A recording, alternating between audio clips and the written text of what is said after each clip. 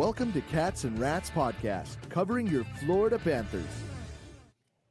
Hey everyone, welcome to our first ever NHL trade line coverage here on the YouTube channel side. We used to be doing this over on the Twitter X side, but we're glad to be joined here on our YouTube channel side. I'm your host, Kirby Lupo, joined alongside Cesar Lucero, my Cats and Rats Podcast co-host Nick Levine, and from the Locked On Florida Panthers Network, Nick Fairbanks, but we call him Banksy.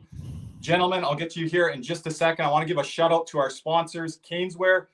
Go visit them locally over in Davie or at Panthers Wear. Again, that's Panthers Wear, WEAR.com for all your Panthers needs. And we want to welcome Jeremy Beckham to the Cats and Rats family. Panthers fans in South Florida need real estate help? Check out Jeremy Beckham with Nexthome Treasure Coast. It's a boutique service with a personal touch. Jeremy and his team put humans over houses, working hard for you, whether you're buying or selling. Ready to move? Hit up Beck Sells FLA. Again, that's BeckSellsFLA.com or call 772-475-5371 now. You'll be glad you did. Gentlemen, how are we going? What are all the updates here before we get started here today? Yeah, well, I'm doing good. There's a couple updates. Nothing traded. Nothing has happened currently, but we're getting some tweets from Frank Saravelli, Elliot Friedman, Darren Drager. A couple reports, Kirby, on certain players that are out there on the trade market. Mikko Rantanen obviously reportedly traded to Dallas last night. You could call it the morning, really. As of right now, that's a little, not as clear. Darren Drager reporting that the Stars are not willing to go over the $12 million. They're not willing to go $1 over the $12 million AAV on Rantanen. So I just want to jump in there, Nick. So it had nothing to do with the asking price, because I went to bed and I was seeing names like Logan Stankoven. I was wondering if Jason Robertson was going to be part of the deal. So it wasn't on the ask. So we don't know the parts that was going the other way to Carolina.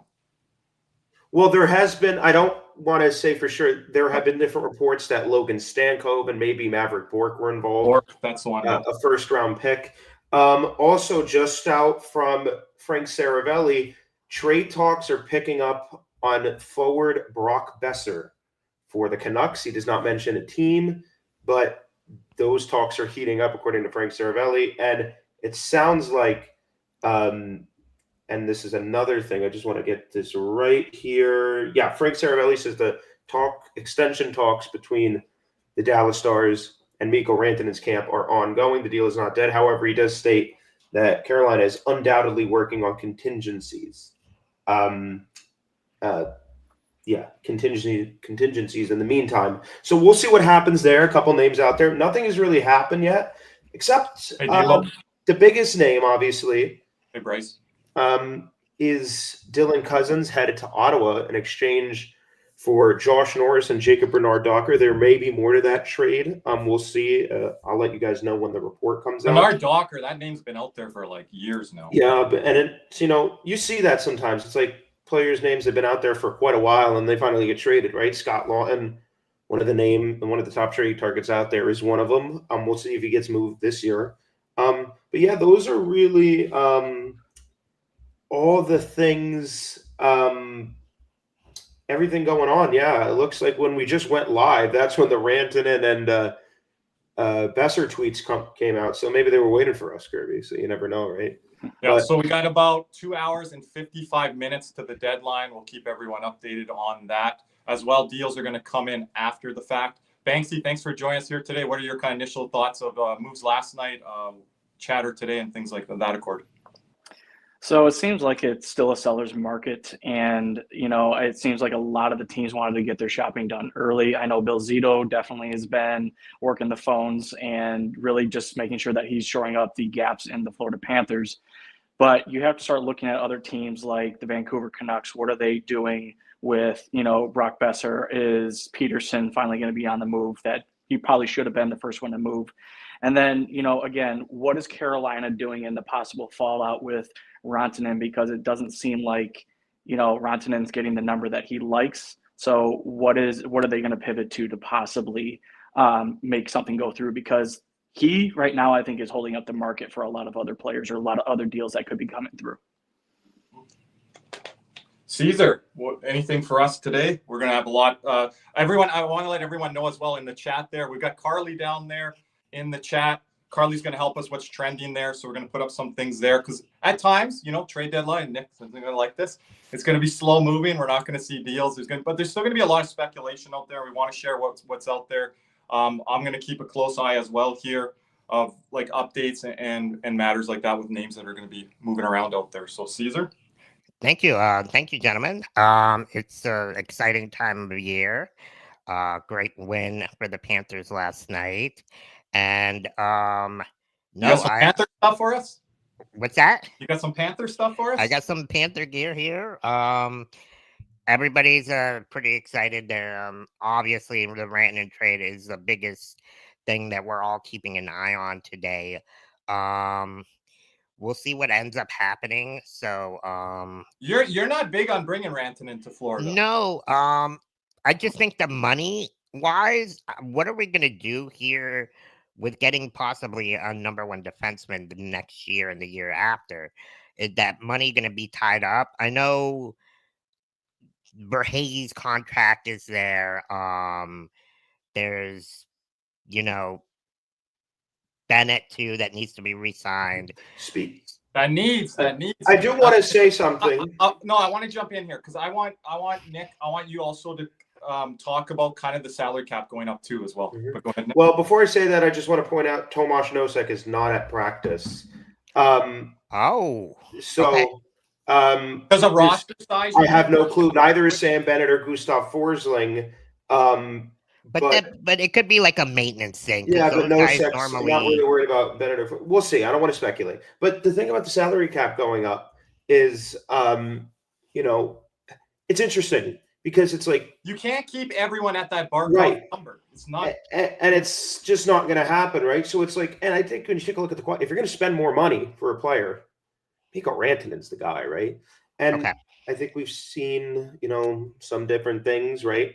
For example, there's a lot of players like you that might look overpaid at the time, but in like 2-3 years, it's kind of worth it. But now it's like on Barkov's wing, right? But I used the number last night, 12.5, and that's the low end for Rantanen now that we're hearing. I think the Panthers could hit that number and could work somewhere around there. Well, I think, and if they're in on it. You take a look like Seth Jones, for example, making 7.1. Which is less than what his current contract is with the retention. Yeah, exactly. But it's like people are like, oh, that's too much. That's too much. And it may or may not be. But it's like that's going to be worth. That's like 7.1 is the new 6.5. And the next year will be the worth. You got Ekblad at 7.5 for the last number of years. It's not. It's like you take a look at like certain players with certain salaries. It's like 7.5. Yes, it seems a lot, right? But it's like what is like 7.5 to do what 6, right? You're gonna have that $1.5 million, $2 million evaluation depending on the player. Yeah. So, we'll see what happens. Obviously, I think it really all depends. Again, for like certain players like Rantanen and stuff like that, it's like that balance of.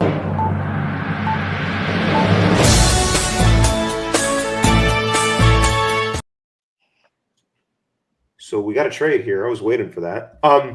The LA Kings have acquired forward Andrei Kuzmenko from the Philadelphia Flyers, 50% retained in exchange for a 2027 third-round pick. This is via Chris Johnson and David Pagnotta. Go ahead. Sorry, Nick. And obviously we know LA was in the talks for Rantanen and other top six forwards as well. Kuzmenko, not really a name that was ever connected to them, not really a name that was too mentioned out in the trade market, right? I want to jump in and say I talked about this when he was moved, the city that I reside in, Calgary, to Philadelphia. I'm like, people ask me, is this a John Tortorella guy? He is not a John Tortorella guy, and he's already on the move, Banksy. Yeah, I mean, you're going to play Tortorella's system or you're not going to be there very long. I mean, they definitely have shown that they want to play a different style of game, something that the Panthers have had a couple issues with in their past games. But, LA needed a top six forward. I think he's a bottom six forward right now, and I think he just gives them a little bit more depth, but I don't know if it moves the needle for them at all. But it's more, to me, again, it's more reassurance on the bottom six. Nick, was that a name that you mentioned, getting back to just Rantanen here for a second, that LA was in on and looking there? I thought they were going to go big fish hunting, a summer or two ago. And now LA's going to try to kind of get in there on bigger names. But this is a Kuzmenko guy where he can play, I guess, in your top 9. He's not going to fit in on your fourth line. He's not that type of player. Maybe contribute a little bit to their power play. I don't know how much LA needs help there when it comes on to that front, Nick. But again, it's showing that LA's making moves here. They've kind of stagnant team out there in the Pacific, kind of holding that spot in the third. And you're like, well, are they set up to match Edmonton again? With Edmonton faltering here, it kind of looks like that could be once again, the 2-3 matchup or potentially. So LA's got to kind of look at it from a perspective of like, what do we need to do to match up against the Oilers? It's very matchup based with how this division alignment is right now and kind of this playoff setup is. And if you're LA, you kind of got to look at how do we finally get by Edmonton or give them a good push like they did a few years ago there. Yeah. Yeah, and I think you take a look at Kuzmenko, it seems like such a long time ago. Is that 70-point season with Vancouver, right? One of the things I'll note is he was very good the first half of the year. And then around the second half of that first season, Rantanen came in. And I think that's when, and maybe a little bit before that, but that's when things really started to, kind of change for Andrei Kuzmenko. And then obviously the move to Calgary, then to Philadelphia, and now going out to LA. Obviously LA, like you said, they've been on a lot of different names. Kuzmenko wasn't one that I had really, or any of us had really identified. It's an interesting deal because I think there is some talent in LA, but I do think, again, that you take a look when you're competing with Edmonton, when they're competing with a lot of other teams in the Western Conference, right? It just seems like, Byfield and Fiala, although they are really good players, and Kempe too, I want to include him. It's like, is that enough to compete with the Eichels and the Stones? Is that enough to compete with the Draisaitl and McDavid? And my answer, and the answer and the results thus far has been no. And I don't personally think Andrei Kuzmenko does much. Could it be a nice move for them? Yeah, but I mean, I think it's they need more. And that's what I personally think. And I know a lot of people agree with me, and it's shown like LA. And part of the reason they brought in Pierre-Luc Dubois is because Kopitar really got tired towards the end of some of those seasons into the playoffs. And they like Danault, but the idea, especially with how Dubois is playing in Washington this year, is Kopitar, Dubois, Danault, and then you still have Fiala and Byfield on the wing, and it's like, okay, now you really got some center depth there. Part of the problem is when they drafted Quentin Byfield, they drafted him to be a center, and he hasn't been. And he's a better fit on the wing, and he's an unbelievable player. Got off to a really slow start, but he started to heat up. He was mentioned in potential trade for a Rantanen or for a big piece like that. But I personally think that this doesn't really move the needle for LA. And, I mean, I think they need more, but it looks like this is the route they decided to take. I just want to add to everyone here, Banksy and Caesar as well. Make sure keep an eye on the chat. Put anything up there. Appreciate everyone already being in the chat here. Good numbers to start off our trade deadline coverage here on our YouTube channel. Make sure to share it. Let everyone know there over on the Twitter X side, Instagram side. Thank you, Caesar, for holding that down. We got Neri in the house. We got Carly here, D'Lo, David T, who's kind of our Spaces chat organizer over on our post-game show there. Appreciate David putting all the stuff in our post-game over on the Twitter X platform. Make sure to follow myself over there at KJ_Loops, LUPS, and you'll get all Panthers post-game coverage there. And we'll go live there as well for breaking news. But now we're doing over here on the YouTube side there, Caesar, as we had, I think it's at 1.3K views now on the Seth Jones breaking news thread. I think we were the first Panthers content creators to break that there on YouTube side. Yep. We appreciate everyone hanging with us there that special day as we acquired Seth Jones from the Chicago Blackhawks for Spencer Knight. Yeah, no, and thanks again, guys, for having me on board as well. I'll be just in the back end, so just making sure, keeping an update on X and any other updates here too. So making everything look professional here, Caesar. Yeah, thank you. The nice overlay there. We'll have your user comments there at the bottom, so everyone on the panel, make sure you're interacting with people down there in the chat. When news is a little slow, we'll answer questions there in the Q&A, so just be patient with us down there in the chat. If anything breaks, as we said earlier, Nick will have that, as well as Caesar, anything coming through on that end. And then Banksy and myself will kind of analyze that and see things. Banksy's also going to check in with us. Banksy's kind of wearing an extra hat here today. Vincent Shipe, unfortunately not with us here today due to family reasons. So we're going to have Vincent here kind of covering the whole capologist stuff for us and the prospect movement. So Banksy's going to jump in and kind of help on the Puckpedia side there, Banksy, right? Yeah, definitely. And I just want to say one thing outside of that is, Caesar, did you tell Kirby and I to wear this on purpose? Because we're matching. I don't know if you noticed the colors and everything. Oh, no, I just got the hockey one. So I wanted to be neutral, you know? Okay. A little bit of Canadian colors, but You guys still match though. It worked out. It worked out. It looks like Nick didn't get the memo there. I almost wore that Nick exact hasn't same got away from his hoodie. phone, so we're- I almost wore that exact same hoodie, and I'm like, you know what? I'm just gonna go with the shirt. Like, I'm not doing anything. I'm not gonna wear the hoodie. We also have the full details of the Dylan Cousins trade, Kirby. So the Senators have acquired Dylan Cousins, defenseman Dennis Gilbert, and a 2026 second-round pick in exchange for forward Josh Norris and defenseman Jacob Bernard Docker. That is official now. Now that we got I'll the put full this up here in a return, second so everybody can see. we got Hello, the- Adam F. and Yukon, all our new viewers today. I'm seeing some new names here already in the chat. Great to see everyone here. Make sure to drop us, I would say, subscribe to us here, turn your notifications on. So we are covering, we're planning to cover July 1st, free agency day. So make sure it falls for that. It's not just Panthers coverage. So we're doing NHL coverage and trying to bring the best to all of the YouTube fans out here, and appreciate all the new follows and subscribers. Nick? Yeah. Just seeing this for a sec. Just give me 1 minute. Hold on a minute. That's all right. We're going to be clicking yeah. around today. So I'm Clicking around here. I've got TSN on my screen here. I've got everyone here in the chat. Nick's going to be tracking on X there along with Carly behind the scenes. I just put up the Philly trade details just so everybody can check it out and stuff. But question on the Rantanen possibilities, maybe this summer if he doesn't sign an extension and gets traded tonight. Do you guys see a possibility of maybe Florida going after him in the summer, since they're known to kind of go after him here in the trade deadline? Let's go to Banksy. I do believe so. Zito usually pokes around, players, prospects that he really likes, and he doesn't really give up.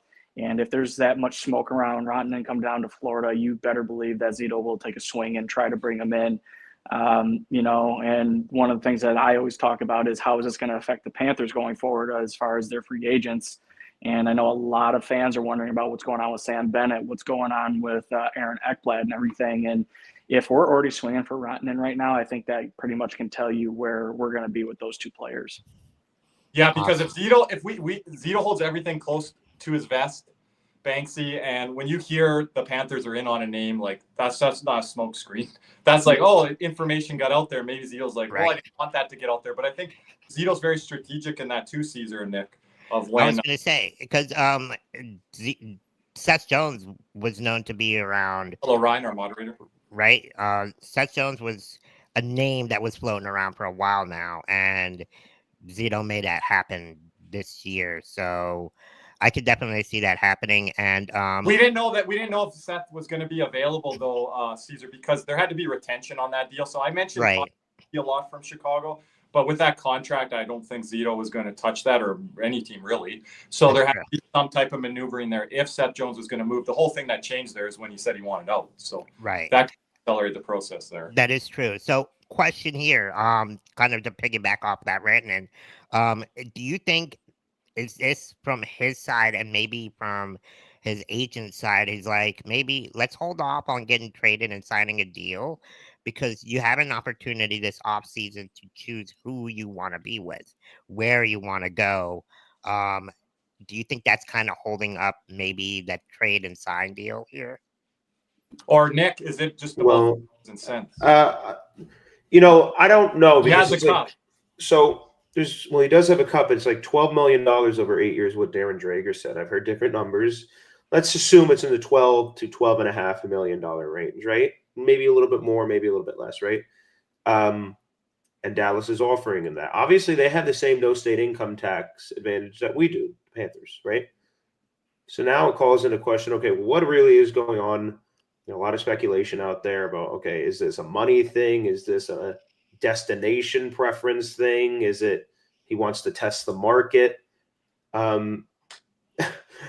I don't know, because frankly, if the insiders don't know, I'm not going to probably know, right? And that's been the one thing I've noticed. And yes, Matthew, it is the day. This is my second favorite day of the year. Yeah, so if you guys Maybe third, but need to cut in on Nick, just cut in because he is wired to the max. I am ready to go. But you take a look. I need him like this for game 40 of the regular season. Well, we got to pace ourselves. We got to pace ourselves, right? Like our team, right? We don't need you to crash like Ryan did last week with the news of Spencer. Well, I'm not, but I don't get attached to players. You know that, Kirby. But there you go, Ryan. Yes. But I think, like Banksy, you know this, like, right? It's like none of the insiders had a clue what was going on when it came to this. Like, everybody was saying something different. The rumors were so confusing. And then the trade itself becomes probably even more confusing. I mean, I have no clue. No clue what's going to happen. I have no clue what's, not just for the Panthers, but around the league. Obviously, name I mentioned is Brock Besser. Name that has been mentioned out there, Brock Besser. I told you guys last night. Scott Lawton. Hold on, I told you guys on Spaces last night. You're like Brock Nelson to Florida. I'm like, I don't see it. I don't see it.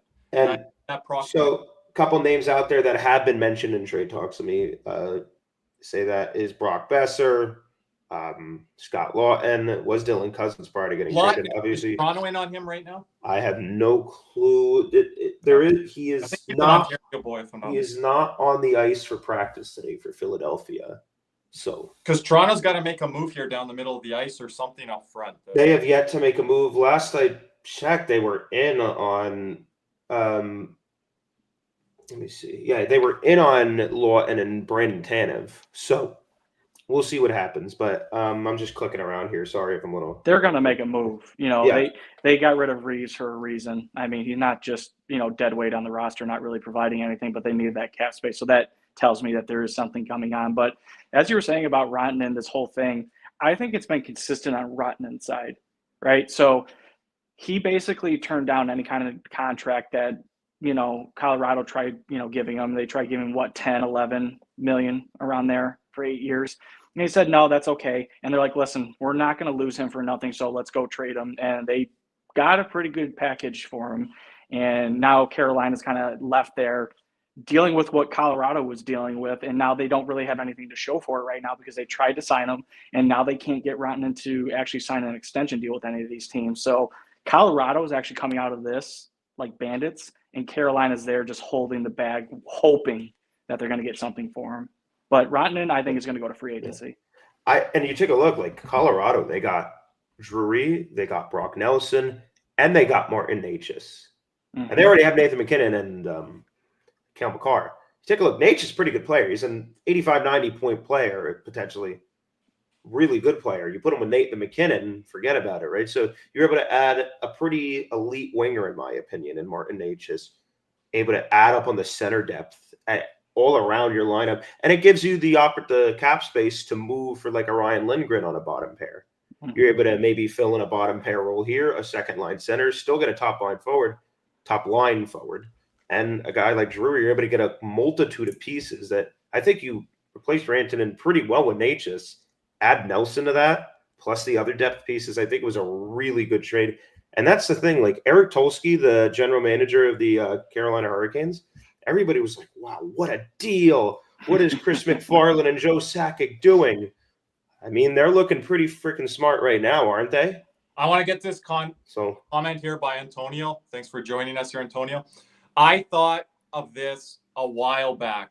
So Rantanen, at the end of the day, he has to make that decision if he wanted to leave Colorado. But there comes a point when there's this friction between organization and player, and where you see players fire their agent on the spot and hire a new agency when they are looking at UFA free agency ahead. Mikko never did that. So this is the big thing that I want to hear from all of this right now, because obviously the agent's pushing hard, but that's got to come from the player as well there, Banksy, right? Yeah, and agents is there to make the best decision or help guide the best decision for the player.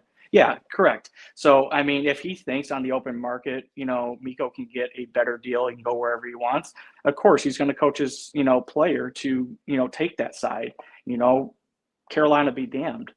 So, when he comes to Tolsky and everything, what does he have to offer him? I mean, he's going to try and offer him more than 12 and a half. I mean, it's still, to me, for the Hurricanes, it doesn't move the needle for them. They need something else there. Mm-hmm. Yeah, and that's the thing. We haven't seen this. I don't know in recent era, Nick. You might go back to maybe some pre-cap era situations around the deadline like this with Rantanen. A team like Carolina that we've talked about, Nick, a lot with our post-game shows over here on the YouTube channel side. This year, it's wide open. You don't have a team running away as the President's Cup where you don't have like, okay, these are the 2-3 teams that can only win the Stanley Cup, right? Like if you're Carolina, if you're Toronto, if your team's out west right now, like the West, it's going to be a gauntlet again to get through here, right? You look at the Winnipegs and Minnesotas, obviously Vegas and Edmonton that have been there consistently time after time. Vancouver just trying to get in at this point. If they get in as an 8th seed, that's kind of dangerous. But, there's a lot of drama and things going on behind the scenes in Vancouver there. We're getting some comments here on the Rangers, what they're going to do. That's been an intriguing team. Like, are you buying? Are you selling? Well, they're kind of doing both. Moving this guy out, bringing this guy in. Lindgren trade that we talked about last week on Cats and Rats After Dark there, Nick, going to Colorado. So you kind of wonder what a team like the Rangers is doing. So there's a lot of these teams in flux, like New York, Vancouver. But yeah, this year, as a Panther fan myself, defending Stanley Cup champions, this year is wide open to teams here in the playoffs. Anything can happen. Who's hot down the stretch? Matchup based in the first round. Really look and keep an eye on that. So yeah, it's very interesting here, and obviously Mikko Rantanen is going to take up a lot of oxygen here today, rightfully so. I'll just add with that, Florida obviously is on top of their game right now. They're shutting everybody down. They're playing their neutral zone. Maurice masterclass, if you want to call it that, the last couple of games, like perfect. And if that's the way that they're going to play for the rest of the season, good luck. And Florida is definitely going for who they want to play, who they think is going to be there either in a wild card spot, because they're going for the top. They're going to go for whoever's in the wild card and try to get that matchup, because I don't know if you want to see Tampa in the first round again with how they've been playing and who they just picked up. And then you have Toronto, who looks different this year. They still have to prove it, in my opinion. But, do you want to see, either of those teams in the first round? Yeah. And I just want to add to Antonio's comment here, Adam, as well. Yeah, we found that out last night. We were doing some digging there. We're like, who's Rantanen's agent? And it's, is it Octagon Agency, I believe there, Nick, with Leon Draisaitl. We mentioned some other names that are eluding me right now. I think Alan Walsh is part of that agency. From last night, yes, that seemed to be it. Yeah. And Antonio's saying here 12 million. I'm saying the number for Florida, it has to be at 12 and a half. And any contender team like the Blackhawks, like Antonio mentioned, poverty teams down at the bottom, they can meet him at his ask of 14 million or right around that number where Rantanen's asking for. But if you want to go to a contender with the cap going up, everyone has to understand this. I got a tweet here from Paul Purcelli. I think with the price tag, the Cats are out. 12 million is more than Bob and Barkov. They're not out at 12, right, Nick? No, I don't think so. I don't think, again, every time we think we know something about Bill Zito, he says, no, you don't. And it doesn't matter. It's like, you don't know shit about me, right? There, right? We never know with Bill Zito, but the cap going up, I don't think 12 is a number in Banks. Right, especially when, obviously almost certainly somebody would be coming off the roster in a speculative trade. And you really take a look at how little we're paying our current, core, right? Like Barkov makes 10. Chuck makes 9.5. Reinhart makes 8.6, right? You start to look at it, Forsling and Jones are locked up, right? So it's like, you kind of look at it, it's like we do have the money to kind of have a similar cap structure for the next coming years if we do get a Rantanen signed long-term that we've had for the last couple of years, right? And we're spending $10 million on a goalie, right? I don't suspect that's going to be the case when Bob's contract expires. So where's that money going? Well, some of it can go to the defense. Some of it might be taken away. Could go to Rantanen. I don't know. But for a player like Mikko Rantanen, this guy is one of the greatest playoff performers that I've ever seen. This guy's got 101 playoff points in 81 playoff games. So I got that from Carly there in the chat. Yeah, and actually, as it sounds out, it looks like the Dallas Stars are going to get him. Elliot Friedman says the Stars are closing in. Wow. 8-year, $12 million AAV extension. So scratch that. Wow. Looks like, yeah. So are we going to hear the names now? This is the deal. He's Probably settling for the $12 million, it looks like. So We'll see what Wow. happens. So, yeah. So there's the number. Yeah. I was thinking even 12.5. Wow. Okay. So I guess maybe they were just stuck on the years. No, I think it was the salary cap. I don't know why he would just settle for 12, but looks like that's where he's going. But He was it's not gonna get it's not done, but it looks like the max years. yeah. So we'll see what happens for Florida. I assume they already know that. Yeah, Darren Drager just tweeted it. So it looks like that's going to be the case. And Pierre LeBrun reposted what Darren Drager said. So yeah, looks like Mikko Rantanen is off the trade block. Yep, he's off the trade block, and we'll see what other options are here. That is a really good deal for Dallas, though. Now, Frank's here. He's from our community there, Panthers fan. Would have cost Lundell or Sammy, but I would have. Yeah, that's fair. It could have cost more. Yeah. So I want to keep, and Banksy is part of the Lundell fan club. I think you hold on to Lundell in the situation because he's your future 2C, which I truly believe. Banksy, I think you're with me there. So that's a name I would kind of want to leave out. But you got to include names like the Verhaeghes, Mackie Samoskevich, if you're in on this deal, the Jack Devines, the first-round picks. These are things that they would be asking for, Banksy. Well, yeah. I mean, and the thing is that, you know, as well as Samoskevich has come on this season, because I was a little bit low on him to start, he has starting to pick it up. And, you know, he's got 4 goals in his last 7 games, but he's by far from being a finished product at this point. And if you have the chance to bring in a Rantanen to really bolster your top line and go in for another cup, you know, it's just, I'm happy that we're even part of the conversation. If this was 10 years ago, good luck. I know Dale Talon would definitely be calling, but doesn't mean that he would have got it done. But still, Florida's in on every major player now because of what they have been able to build, what their identity is, and what they're continuing to try and achieve, again, which is back-to-back cups. Just like Doom said there in our chat, that's D'Lo. I'm happy that Zito gave it a go, at least for Rant. Yeah, because it's not just now, Banksy, but a guy like that is for the contending window. So if you're Tampa Bay, if you're Florida, obviously with Carolina here, and Dallas, like this team like Dallas, like they have to take that next jump and that next step here in the playoffs. And in our chat here mentioning, and I was looking at this last night too, it looks like there could be a Dallas-Colorado matchup with Minnesota maybe dropping down and Colorado bumping up. So that would be a very intriguing first-round matchup if you have that with the Dallas Stars and Colorado Avalanche there. Eric Tulsky has to be fired. That's a name that I think if Vince was here today, Nick, he'd be standing up for him. He's that new age analytics, new age GM. Vince wants those fresh faces in, and that's a name there. So he's got good, I guess, feedback and reports from the work that he's done so far in Carolina. But it'll be interesting how this Rantanen situation. Nick, I wouldn't put it on one person, this Rantanen situation. It's been a whole drama. It's been something. So just looking at that, yeah, $12 million seems to be what Elliot Friedman's reporting. But yeah, I mean, this is just a mess from the start. And as I said earlier, I'm like, I don't know if you're Eric Tulsky, how in the world do you let this guy come in?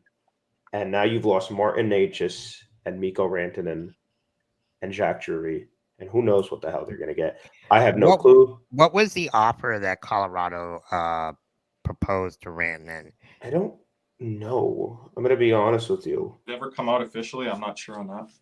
Okay. Because that'd be interesting to see if maybe they offered him the same amount. And Matthew actually brings up a really good point. I think we will see now a big flurry of trades around the league. I think so too. I think this is holding a lot of stuff up. Okay. Now that Nelson and Rantanen are off the block.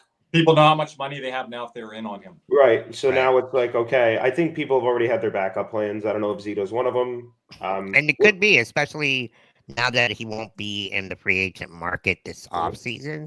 Maybe Zito pulls something to get maybe another young defenseman. Who knows? Hope so. What do you guys think? Banksy, what do you think on that? Because I think that just on the Panthers side of things, I think they're high on Nate Schmidt. So I don't know if they're looking at another name at this point with bringing Seth Jones. That's a minute eater. I think fans, they see the one move and they look at it and they're like, well, we need to add someone else. But Seth Jones can eat up a lot of minutes, and he's an all-purpose player. He definitely is. So he's actually checked a couple of the boxes that I think Florida's needed this season with the departure of Money Montour, Oliver Ekman Larson, who basically changed his identity for the Panthers last year, which was great to see. But, you know, you have to think again, is Zito thinking about right now, this window, this year, or is he thinking about in the future, is he going to be able to acquire another young defenseman so that way he has at least 4 defensemen signed into next year while still having Nate Schmidt? You do have Kulikov that signed long-term. And then what do you do with Uvis? I mean, is he going to be your 7th or 8th now, or are they going to put him back down at the checkers? So that's kind of what I'm thinking. Zito's always kind of thinking towards the future. If he does get a young defenseman, it definitely is for now and for the next couple of seasons. Yeah, good points there, Banksy. And our co-host Cody, that's not with us today. We miss you, Cody. He'll be here, I believe, on July 1st. He's talked about with the Kulikov contract, he's playing too well right now. So let me just preface that first. But if not, down the road here, you can bury that contract completely in the minors. All the owners have to do is just pay the real cash. And that contract is like 100%. You can bury that in the minors. So Zito always working every little dollar and cents and things like that to make it work out. Not just now for the short term, but the long term as well. Yeah, go ahead. Yeah, I was going to say, I was actually really surprised when we got on today that the first top trade target was Bowen Byram. I mean, that's a guy that I would love to get my hands on. But, you know, maybe there is a little bit of smoke out there. I know Yuki Haru is still out there. They scratched him, so we have to wonder if there's something going on there. Because Cousins is now gone. Is Buffalo finally going to start selling off what they need to? And then, that's Nick's guy. Yep. And then, again, you know, you have Scott Lawton, too. Where's he going? You know, he's had a lot of smoke under him too. Are Philly finally gonna, you know, let him go? I mean, I don't know why Rantanen would stop, you know, anybody else from getting him. Like maybe the Stars were circling around him if they couldn't get Rantanen. And we have our nice overlay there. Caesar putting a lot of great work here on Cats and Rats side. We'll be updating that as we go along. Different top trade targets, things that Nick's clearing out there. Names are coming. This is a name that's at the top of my list, David T. Brandon Tanev. This is a name that I've really bought into. I don't know if it was Nick or Cody that originally mentioned it to me, but he moved up my list. So did Vejmelka, but good job for Vejmelka getting the bag there in Utah, because that $4.5 million number or whatever, or right around that, that's not what the Panthers were going to do in that situation with moving Spencer Knight. But when it comes to the Panthers, I do like possibility of adding Brandon Tanev. But Nick, we got your guy, and I was watching him late last night. There's some highlights I put over there on our Instagram side and the story side. Nico there from the Sharks. That's your guy there. You like? Yeah, I mean, this is the Kevin Stenlund replacement, right? And I think when you take a look at what we were missing this year, and again, Kevin Stenlund, I've been talking about fourth line center and minute allocation since we lost to Vegas in what was that, 2 years ago? Yeah. So I really think that personally for me, I think that this is a really good move. This is a guy I've talked about for a while. Sorry about that. Just checking something. This is a move for me that, like, you get an elite face-off guy in Nico Sturm and a guy that could kill penalties, a guy that can move pretty well. He's got some hands. So I think it's a really good move. You take a look at Tomas Nosek. I mean, it just wasn't, you know, it wasn't going to happen. I mean, we could not have. I agree with you, Kirby. He was all right, but it's like, there was a real gap there in the fourth line centers. And you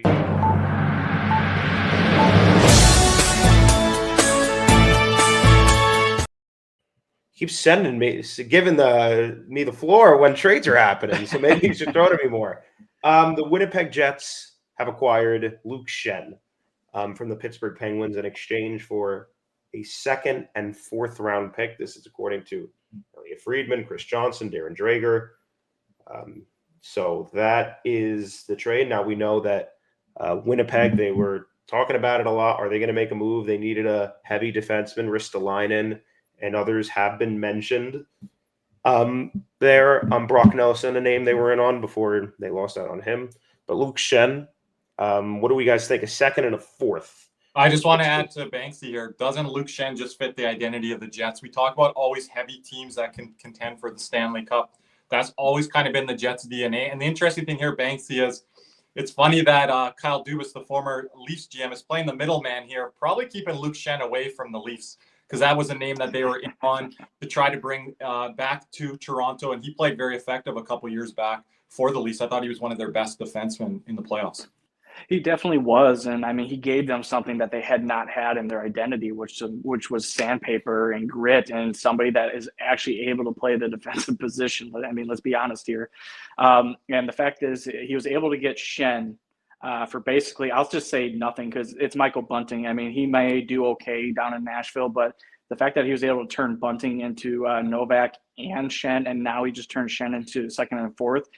And we didn't even talk about this trade. He traded Bolivier for a second to Washington. So he's garnering all this cap capital right now. So you can see right now that Pittsburgh is going to start, possibly a mini rebuild or a retool. And how you do that is by picking up all that extra draft capital. But as far as the Jets go, makes them heavier, makes them deeper. And that is now a defensive core that I do not want to see in the first or second round because they are going to be pounding people into the boards. Yeah, Nick, who does that bring down now from the Jets depth chart perspective? I will take a look at that. I know Logan Stanley's in Logan Stanley. So actually, the interesting thing about it is, like, you take a look at guys like Brendan Dillon and other guys. They were actually really small defense core this year. They were a different defensive group this year. You take a look at their top three defensemen. It was Morrissey, DeMello, and Pionk. I think pretty they're good. all at least. It's pretty good, but it's small. It's not heavy. But Pionk, he plays bigger than his size. Right, but it's like they wanted some size and physicality to the blue line. They were looking at Ristolainen and some other options there. So this is a really nice move. And again, it keeps Luke Shen away from the Toronto Maple Leafs for Pittsburgh. I think this is an excellent move. I like what they're doing. You get Tommy Novak, who I think is a really nice young NHL player. Kirby, you've talked about him in the past. Yeah, I think he's gonna third line there that was in Nashville. I think you get him and Tomasino there, and it's like that's like a really nice group of young players that it didn't take much to acquire, and you're obviously able to acquire cap. But Novak, a player you kind of want for that retool, a young player with some skill there, and then you're able to get some players, right? It's like you talk about like the second round picks, the fourth round picks, they're kind of loading up there a little bit. So I think they could have gotten more for Gensel, and I said that last year, but I really like what they're starting to do now. And we'll see what other names could be on the move there. So, and they moved Marcus Pettersson, I believe, right? For a first round pick. Yeah, they got a first round pick too. So it's like a couple weeks ago on After Dark. Yeah, so they're really starting to get that cap space, number one, and number two, they're going to get those picks. So I really like what they're doing, and maybe trying to get a more of a retool, kind of similar to what Washington did. So we'll see. So we'll reset here a little bit. Just want to give a shout out again to our sponsors, CanesWear. Make sure to check them out locally in Davie, or again at PanthersWear.com. That's PanthersWear, WEAR.com. And make sure to check out our new sponsor, Jeremy Beckham. He's on a conference right now, if I'm not mistaken, in Nashville, but he's joined us here in the chat. So shout out to you, Jeremy. Make sure to hit him up at BeckSellsFLA.com if you're looking for a new house, or you can give him a call at 772-475-5371 now. You'll be glad you did. What do we got here, Caesar? Well, this is the Dallas Stars is officially looks like Mikko Rantanen has officially signed the deal, and it looks like we're still waiting for the details on the Dallas side of what they gave up, but it looks like it's a done deal, guys. Thought Nick, probably Stankoven, that name that was floated around last night. Yeah, the deal wasn't the problem, it was the extension. So now that they got that sorted out, we're going to probably hear it in the coming minutes or whatever. But now we're going to start to see what else happens throughout. Oh, Maverick Bork as well, maybe. So they're going to be getting maybe 3-4 pieces back in this if you're talking draft picks as well. I mean, they've lost Martin Necas, Mikko Rantanen, and Jake Gensel in the last 9 months. I mean that's you lose those. You're losing a lot of talent, man. Like you're losing the short term. Unacceptable. But the guys are going to be bringing in, Nick, are going to be adding to whatever they have. But again, we talk about Carolina, and our host Cody will always say it's those difference maker players. And I don't know you're going to get this in the return now for Rantanen, but you are getting stuff that you can build on moving forward. But again, the Gensels, the Rantanens, I'm not sure Carolina's direction here. Maybe they get out of the Metro. Banksy, I know Banksy, you and I are high on the Devils. We call them frauds. And with the injury of Jack Hughes, there's a possibility there. Washington, I don't think they're just going to push towards the Eastern Conference Finals, Stanley Cup. You got to learn to lose before you win. I know they have Alexander Ovechkin there, and they're kind of riding off of that magic carpet ride to NHL all-time goal scoring leader record here. But again, there's a lot of young guys on Washington. A lot of new guys are acclimating, not to mention their young head coach and Spencer Carberry. They've been an aberration this year. I mean, you saw that they had some pieces last year, and the big thing about it is this just going to be for Ovi? I mean, are they just going to try and get him over the goal record, and then that's going to be it? And then they're going to retool or rebuild, and they're a completely different team this year. Everybody's bought into the system. Everybody's playing well. They have their goaltender now, and Thompson, who again just he's playing out of his mind and earned his contract. So I don't see anybody really taking out Washington right now. I know that Florida's had a little bit of trouble with them in the regular season, but as we know, the games that matter are not played in October and November. It's played in April, May, June, and July. Not July, but maybe with COVID. Yeah, hey, I mean August, man, that was rough. So I don't think anybody's going to contend with Washington. You have New Jersey, who again, I never once thought they were going to be intimidating or somebody that was going to go to the Eastern Conference Finals. They don't have the pieces there. For whatever you want to say about Jack Hughes, I'm not a huge believer in him. I think he's one-dimensional, and he showed himself out in the Four Nations, and unfortunately he got hurt. But I don't think he, unfortunately, is going to get them to where they need to go.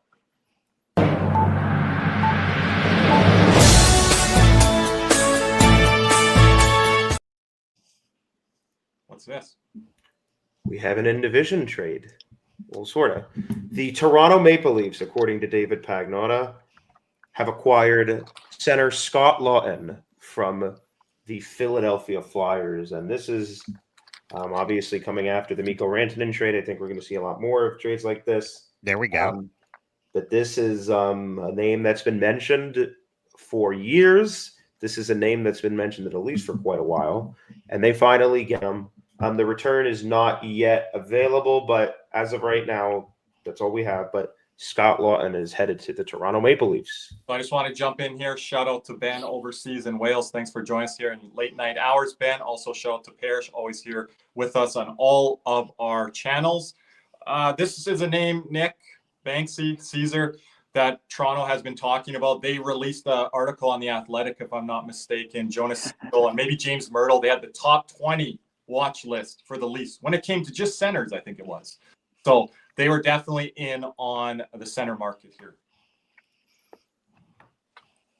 So yeah, I think it's really sorry.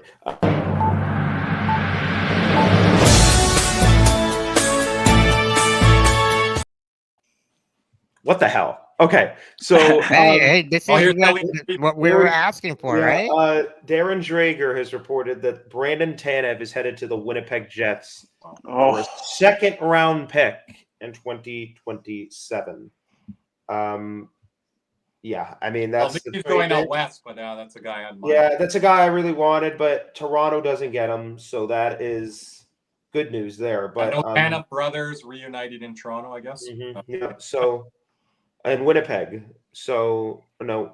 Oh, my apologies. Now, I want to tell a story here. I used to call Kevin Cheveldayoff, Stan Pat Kevin Cheveldayoff. And this is something I shared in our podcast. He's one of those friends back in the day. You can't maybe say that now. He would be playing a poker game with you, and he's not going in on hands. And you turn to your buddy or across from you, and you're like, it's been 45 minutes now, and you haven't played a hand. What are you doing here? Are you just hanging out? Stand back, Kevin Cheveldayoff. Those days might be long over. And what happened to Winnipeg last year by really getting humbled by Colorado in that first round, gentlemen. They're in here maybe more than they've ever been. I know when they went in on Paul Stastny there, Nick, 5 years back, I think when they went all the way to the Western Conference Final against Vegas. But this year, this could be the biggest kind of push for Winnipeg here. And they've got the core pieces established there. Kyle Connor, Mark Scheifele, Connor Hellebuck, Morrissey on the back end. So it's just adding those secondary core pieces, those secondary rentals positions here. And they're doing it not only up front with Tanev, but they also did on the blue line that we just mentioned earlier in Shin. So who are they loading up against, do you think? Is this a response to what Colorado's doing? Is it to go and against Dallas, Edmonton? I would say. Exactly. Edmonton, Golden Knights. I mean, what They're team are they situating trying themselves really good. Sorry to interrupt there, Banksy. If you look ahead to a Western Conference final matchup to Vegas or Edmonton, I think they're really situating well there. Yeah, I mean, you got that depth forward that you need. Who plays a heavy and fast game, and then you have the bruiser on the back end that will help. I guess get them the puck up earlier, because Shen does move the puck up really well when he separates a guy. So I really like the two moves that they made. To me, now that they're actually, outside of the points and where they're at, probably a top 2 team in the West.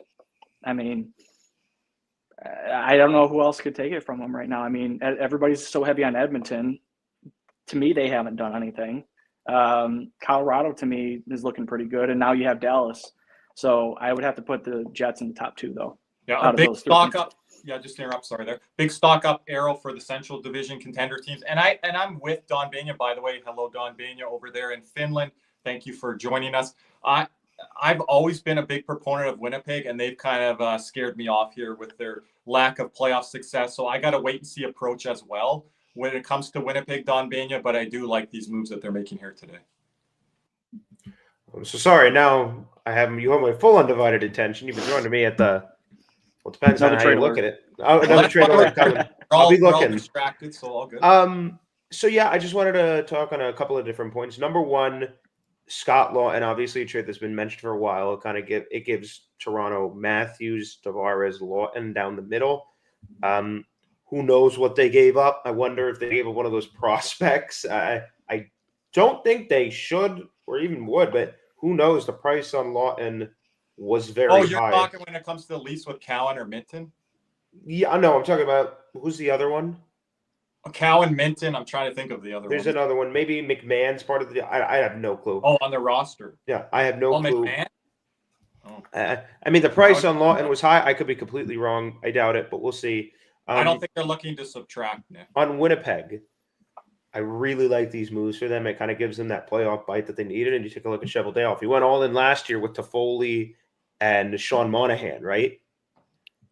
So, he's going for it. And Toffoli and Monahan, those aren't I'm not a big Monahan guy. But those aren't insignificant moves. No, they're not. But I didn't think it was a needle mover, just personally speaking. Well, him and Toffoli? I think it was Shen and Tanev here that I'm kind of high on, especially as maybe a third line guy. And that, oh man, can you imagine? We talked about Rantanen in Florida. Can you imagine Brandon Tanev in the whiteout in Winnipeg, first shift? Well, he used to play for Winnipeg. I think he used to play for Winnipeg. Yes. Okay. So they're bringing not him back, the same player that he was later on. No, but this is obviously, could be a reaction to, and I don't know what else Winnipeg's got going on. They still have a second line center that they need.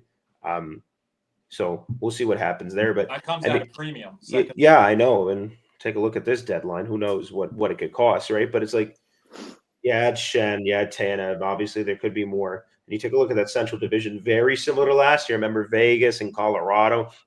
Last year's West playoffs were brutal. Mm-hmm. This year, it's going to be no different. And you take a look at the East is wide open. So I was going to say that Colorado Dallas, if that ends up being a series, would that be similar to what Dallas and Vegas did last year? Sign me up. Yeah, right. Dallas and Vegas, Banks. So you had one team that legitimately people were saying will and can win a Stanley Cup, and one of them's not in the first round, right? So that's crazy, and it's gonna be fun. I'm glad we're not a fan of a Western Conference team. That's all I'm saying. But and you take a look at all those groups, and not to diminish Edmonton, but it was kind of weird. You take a look at Edmonton when it came to Colorado, Dallas, Vegas. Probably could have had him third or fourth on that list last year to really that would have been my fourth choice probably. Mm-hmm. Maybe I even would have had Winnipeg ahead of them, right? That's another one that we said could have legitimately won a Stanley Cup. They're out in the first round. So I don't know. I mean, if you're a wild card team, good luck. I have no clue what the hell you're going to do. But I think it's also really interesting. And Banksy, I wanted to ask you about this. What is you take a look, obviously, could it mean for the Eastern Conference? The Panthers, you take a look at their top 9 and their forwards. Boqvist, Sturm, and Greer are the fourth line right now. Mm-hmm. anybody you'd be moving down, it'd be a Mackey or Lusto or Erod. They don't need to make a move up front, but No. And that's when they're fully healthy. That is considering Kachuk coming off LTIR. What do you think they could possibly be looking at? Because they still have money, and if you have the money, use it, right? No, I was going to say, kind of mhm. to piggyback off that, like, was there a veteran guy out there that kind of like an Oposo when we got last year that would probably fill in as a depth player? Yeah. I don't know. That part I honestly don't know, but I think it comes back again to the future and young defensemen.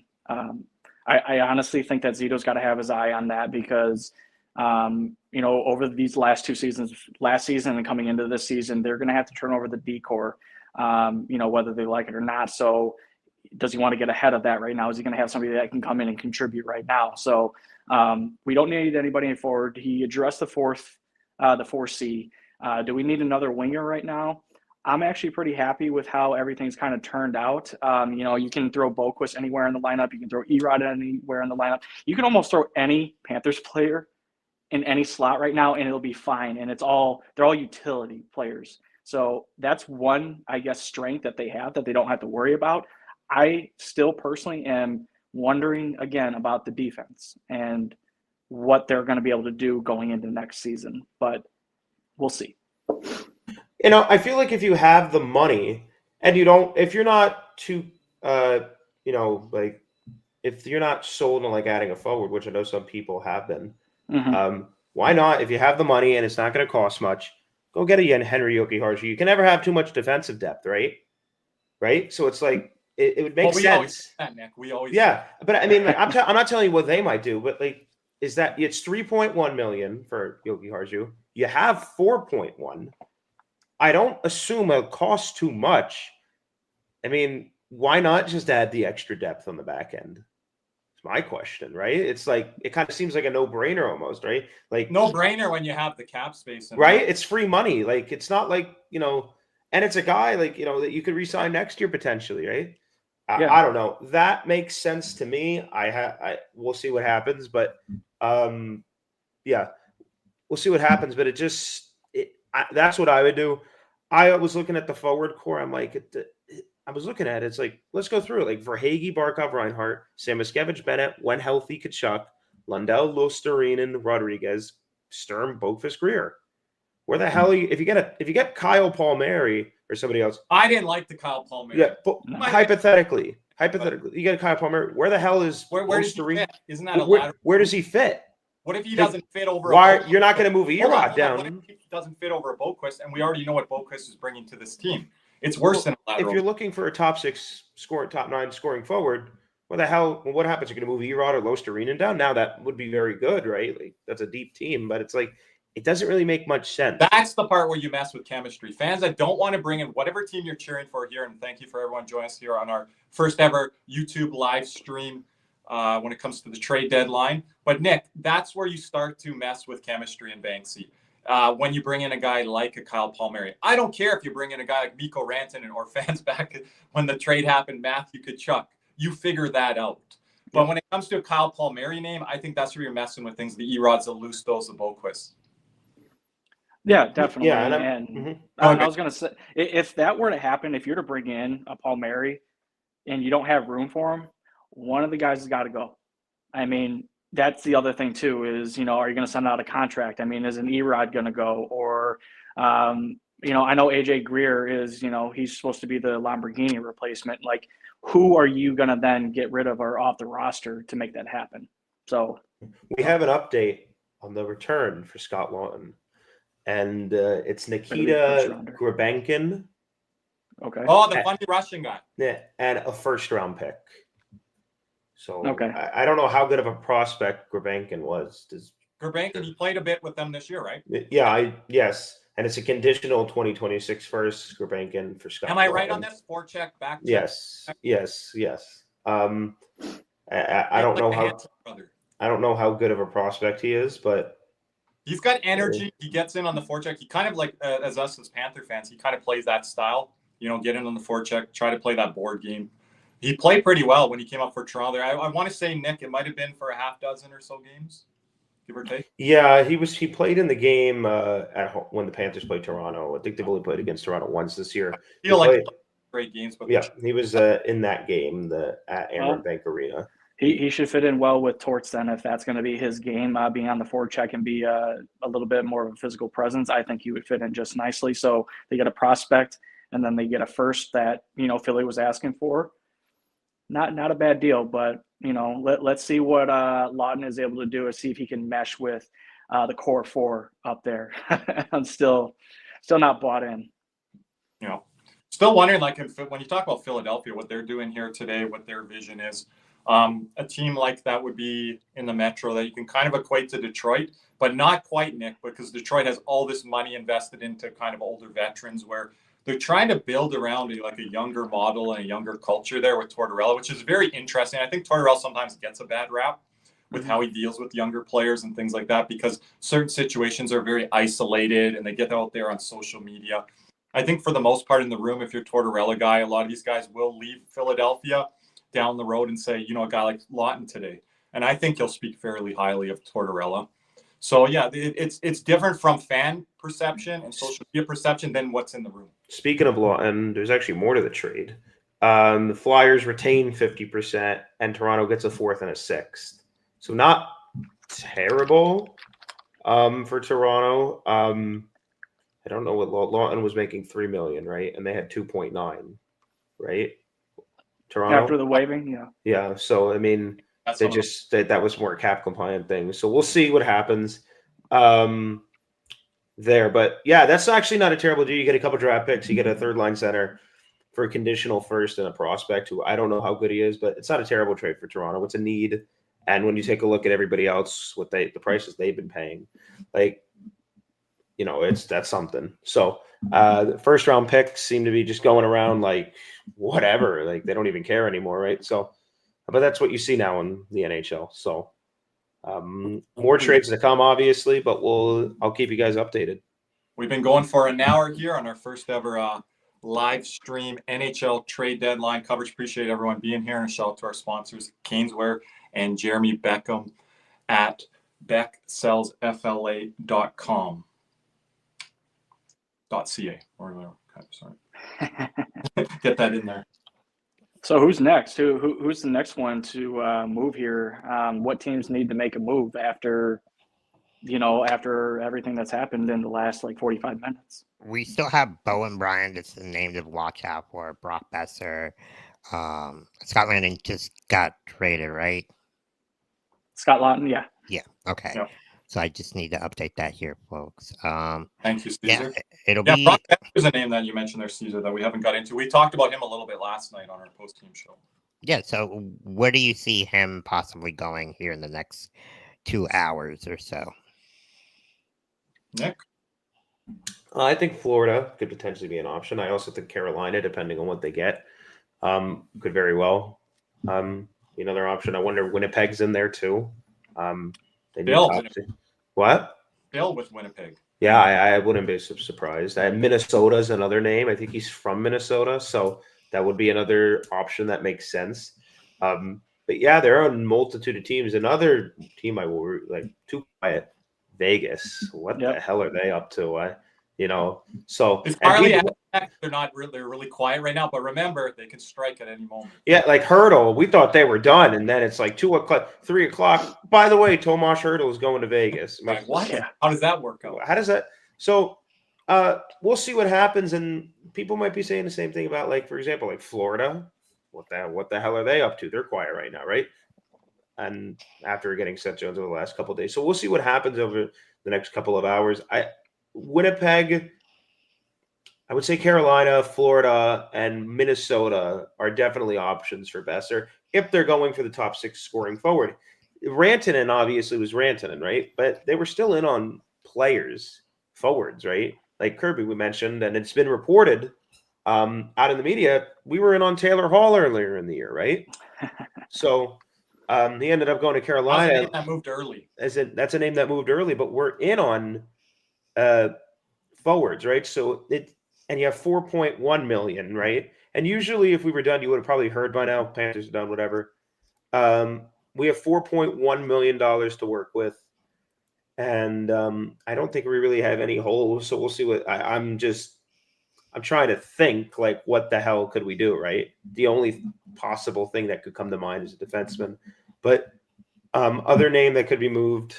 I don't know, Byram potentially, but I don't know. I'm trying to think who else. I wonder We if haven't talked about Brad Marchand. Come Brad on. Marchand. I was gonna say another one. he was a big name out there, but I don't think he gets moved. So, and we got the deal on Kovacevic, by the way. It's 5 years, $4 million AAV. So, Really good deal. Cheap. Wow. So, yeah. Shout out to our resident Leaf fan, Ryburn there, Nick. He's just in one of our Yeah, I've been seeing He that. said sad to see Verbaken go, but looking forward to Lawton. I like Lawton's game personally. I don't really like him going to Toronto for that fact. Adds a little bit of that grit and dimension to his game that Coach Craig Berube is going to love to have there in Toronto. Shout out to Anthony. Thanks for joining us today here. Yeah, so you got, Marchand, which I don't think he was ever moving. I think it's a smoke screen just to. Oh, so you're with things Caesar going. there. You're with Caesar Yeah, there? I don't think Yeah, he's going anywhere. I don't. Yeah.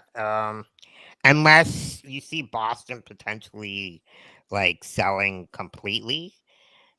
They're still in the hunt here, even though they haven't been playing well for the last couple of games. But Well, they moved Nick's guy, Trent Frederick, out. That's not helping to make a push here. that is true. Yeah, I don't see them actually moving from Marchand unless maybe Marchand wants to be more on a contender. Not saying that. Well, I kind of don't think Boston's a contender right now with the way things are going. So He yeah, would probably lean to a contender. He does have one Stanley Cup back in 2011 there. right. So I mean, he is getting up there in age as well. So if he doesn't see himself maybe retiring in Boston, you could possibly see him move within the next couple of years.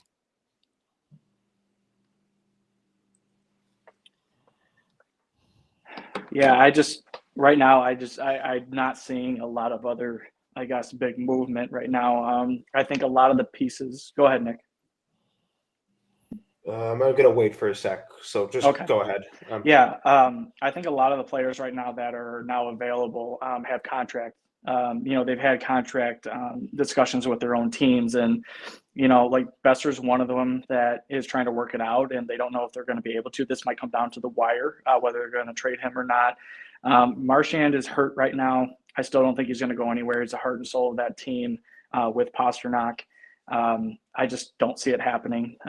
Neely has to save face there. And yeah, I mean, right now, what could Florida get besides maybe a defenseman that would make them better right now? I mean, Nick, I know you asked this question before, but I mean, is there anything even out there remotely that would, like, out of these names here, like would Besser, would they make them better, or what would happen? Like, would we have to trade an Erod back for him?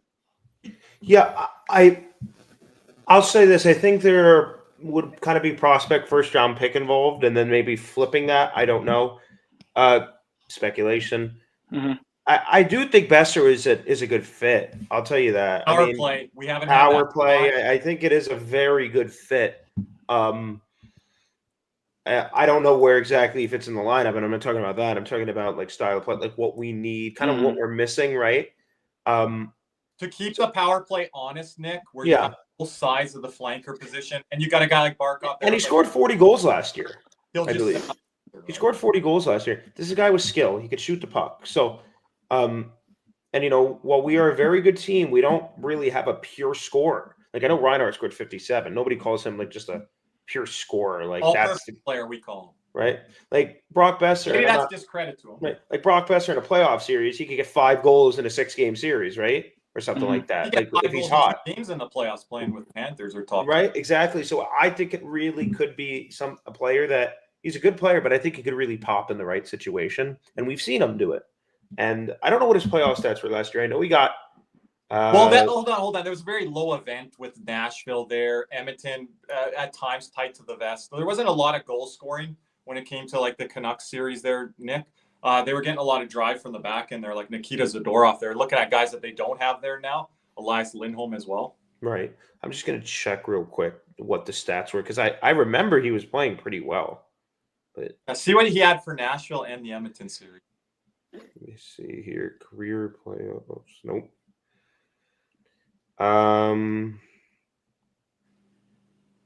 Let's see here. Yeah, okay, he had 12 points in 12 games last year. In the Nashville series, he had 4 goals in the 6-game series.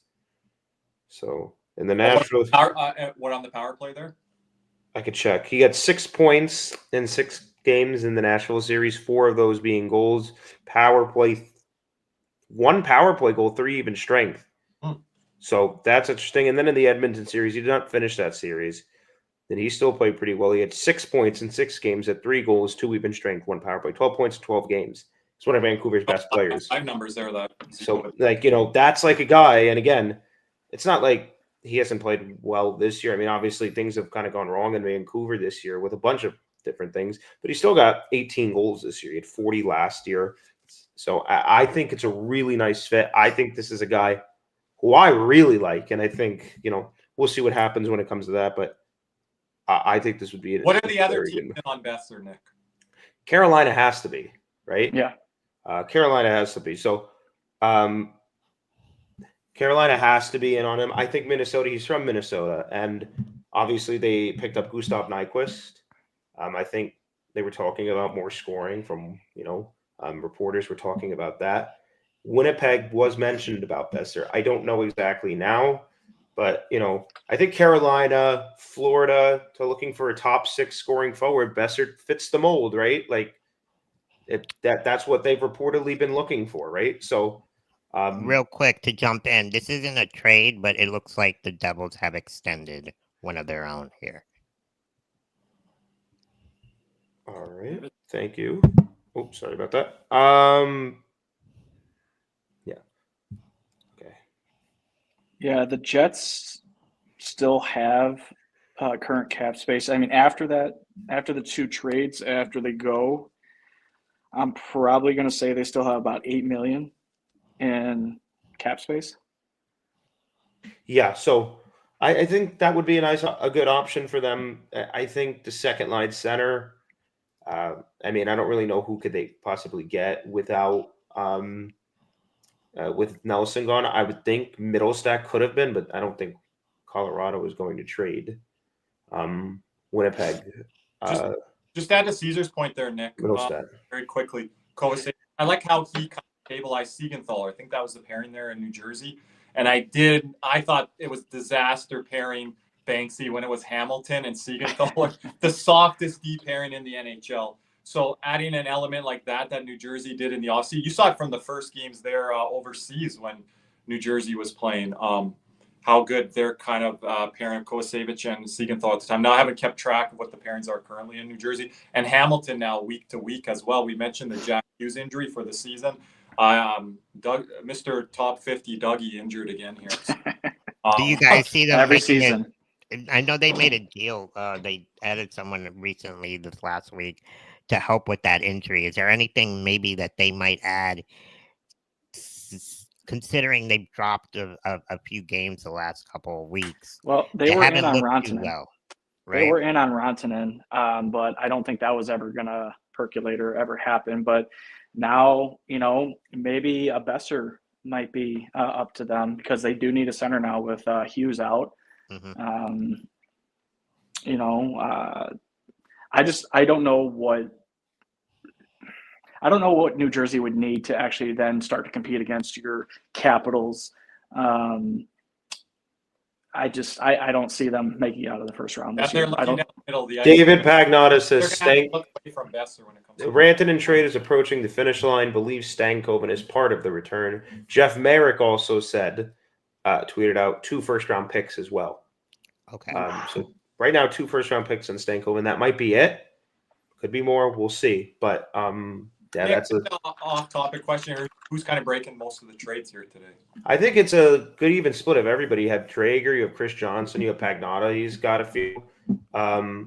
Elliott, of course. So. Elliott Friedman, of course. So, Jeff Merrick, even then there have been a couple local reporters. Some guys are coming out of the woodworks here with making their name here today. Yeah, so I mean, it's still the big names, obviously, but looks like, sorry about that. Kevin Weeks as well. Kevin Weeks is another one. He reported the Cousins trade. He's the first one to report that. So a lot going on here. Still not as much as I thought. We still got a lot of players out there. So we'll keep you updated. And we'll see if they any other big names get traded here. We still have about an hour and 45 minutes left. So plenty of time. And there is that 30-minute window towards once the trade deadline is officially done to get those contracts and negotiations done as well. We didn't think of creating a banner, guys, or a little graphic image when the deadline does officially end. Little siren there. Never thought of that. Sorry. No, we got 103 minutes, so I got the time right here. But just want to thank the chat, guys. Greatly appreciate you guys all joining us on this day. We really appreciate it again. Be sure to hit the like and subscribe button as well. And also be sure to subscribe to my channel as well. I got some big interviews coming up. Yesterday I did an interview with the one and only voice of Madden right now, Brandon Godden, the Braves announcer. Great interview. I had so much fun with him on the show.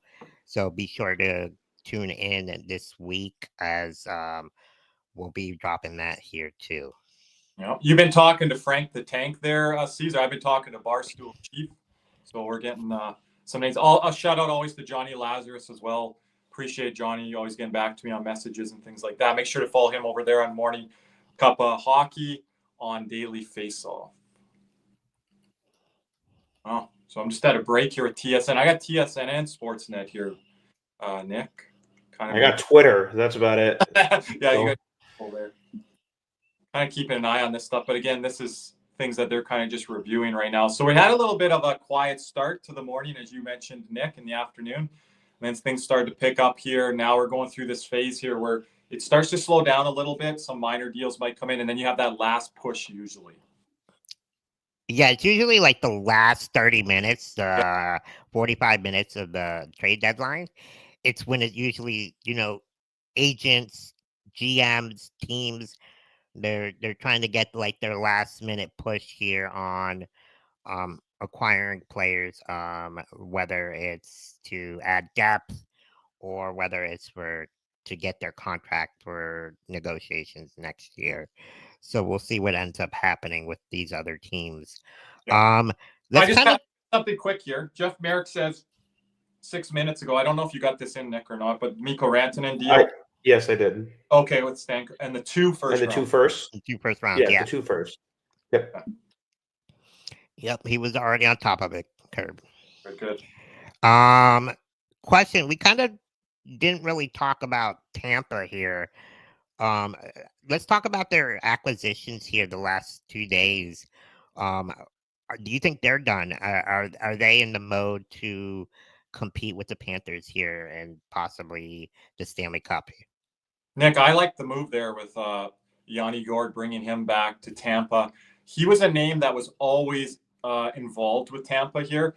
Now, we heard some rumblings a little bit with Florida, but another name was obviously Toronto. Toronto circulating around all these different I think we got something maybe breaking here. Or no, sorry.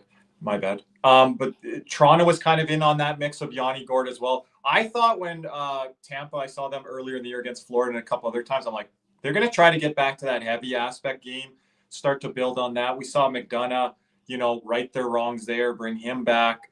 Yanni Gourde, bring him back into the fold. So you're seeing those, yesteryear Tampa Bay players, the ones that kind of helped them on their run to multiple cups here, kind of add that element back into the Lightning. So I would think they're kind of looking on that timeline. I don't know how much cap space they have available right now, Nick.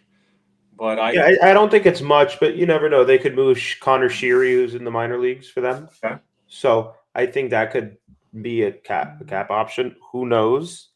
Carly, I always said don't wish Vasi away too early. Right.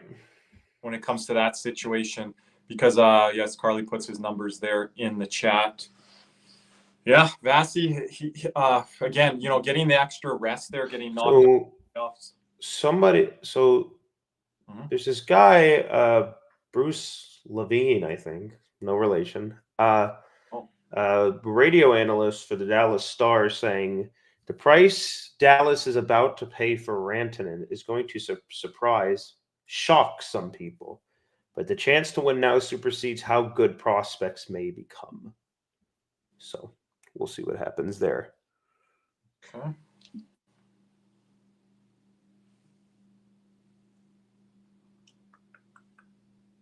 Yeah, just waiting here. I was expecting it to be a little bit more busy. Well, I think we kind of picked up there with some stuff, That's the thing with, July 1st, we'll have maybe even a bigger panel because it can get slow there for a while when they're working on contract extensions. Right. Is this guy officially leaving? A lot more speculation on July 1st when it comes to that type of stuff. Yeah. Kind of know what teams are in on these players because there's been early movement this week. Yeah. People, I guess, preparing for the cap space that they're going to have and be able to open up things as well. Yeah. Just looking here, I mean, they got Brandon Tanev on the phone, it looks like, TSN. We didn't mention this, but Justin Brazeau moving up. Yep. Boston there. So again, like Boston, I don't know what to garner from that and take from that. You're gonna look at the end of their day and they've moved off from some guys, and are they really adding anyone? So to me, that's almost a maintenance of a white flag, coming up. Also Montreal that we haven't got into a lot either, Nick. Yeah.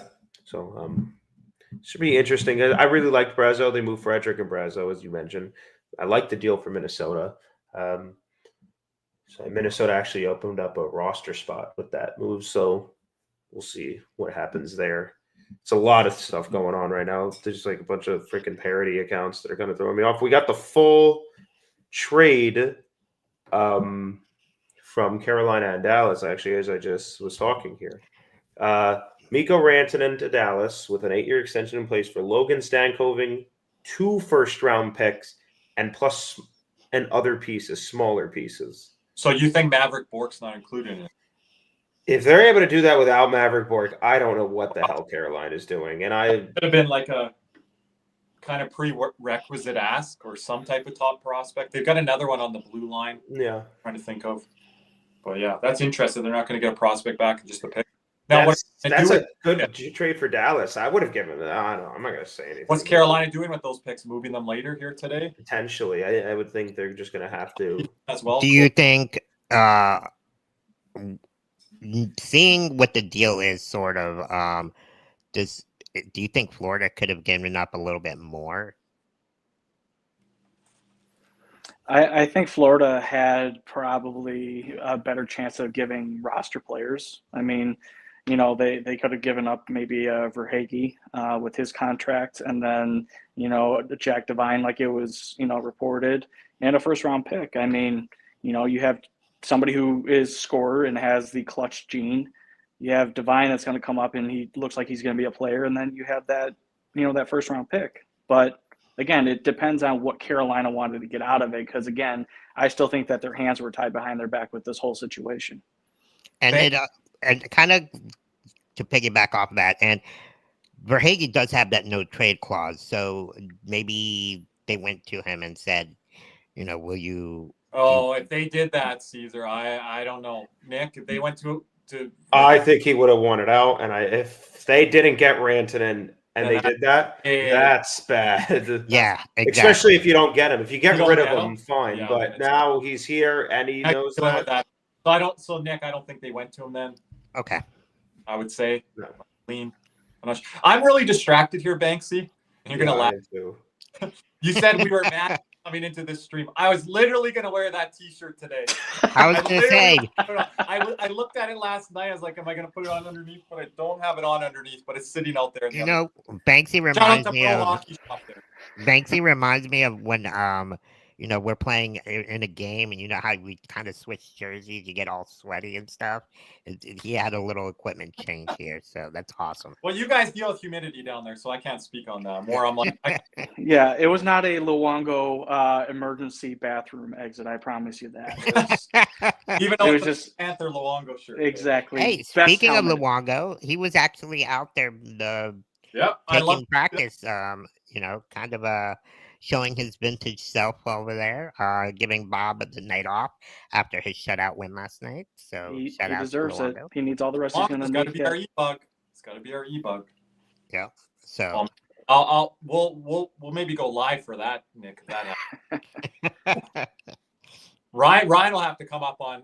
Is Ryan still down there? Ryan will have to come up on video. Big Luongo backer. Our moderator Ryan. Appreciate all the work, Ryan. And thanks to Carly out here too for helping us out here in the chat, giving us the breakdowns as well. Thank you, Carly. And again, guys, thanks. We appreciate you guys all in the chat for engaging with us here on this big day. We really appreciate your guys' help and support. Again, be sure to like the stream and to subscribe and turn on those notification bells because you never know when we'll be going on live as well. Thank you, Caesar. Do we have some stuff from Elliot here? I'm watching him on TV right now, Nick. I think something's about to happen. Yeah, I think. Give me a minute. I don't know. I'm trying, man, but it's.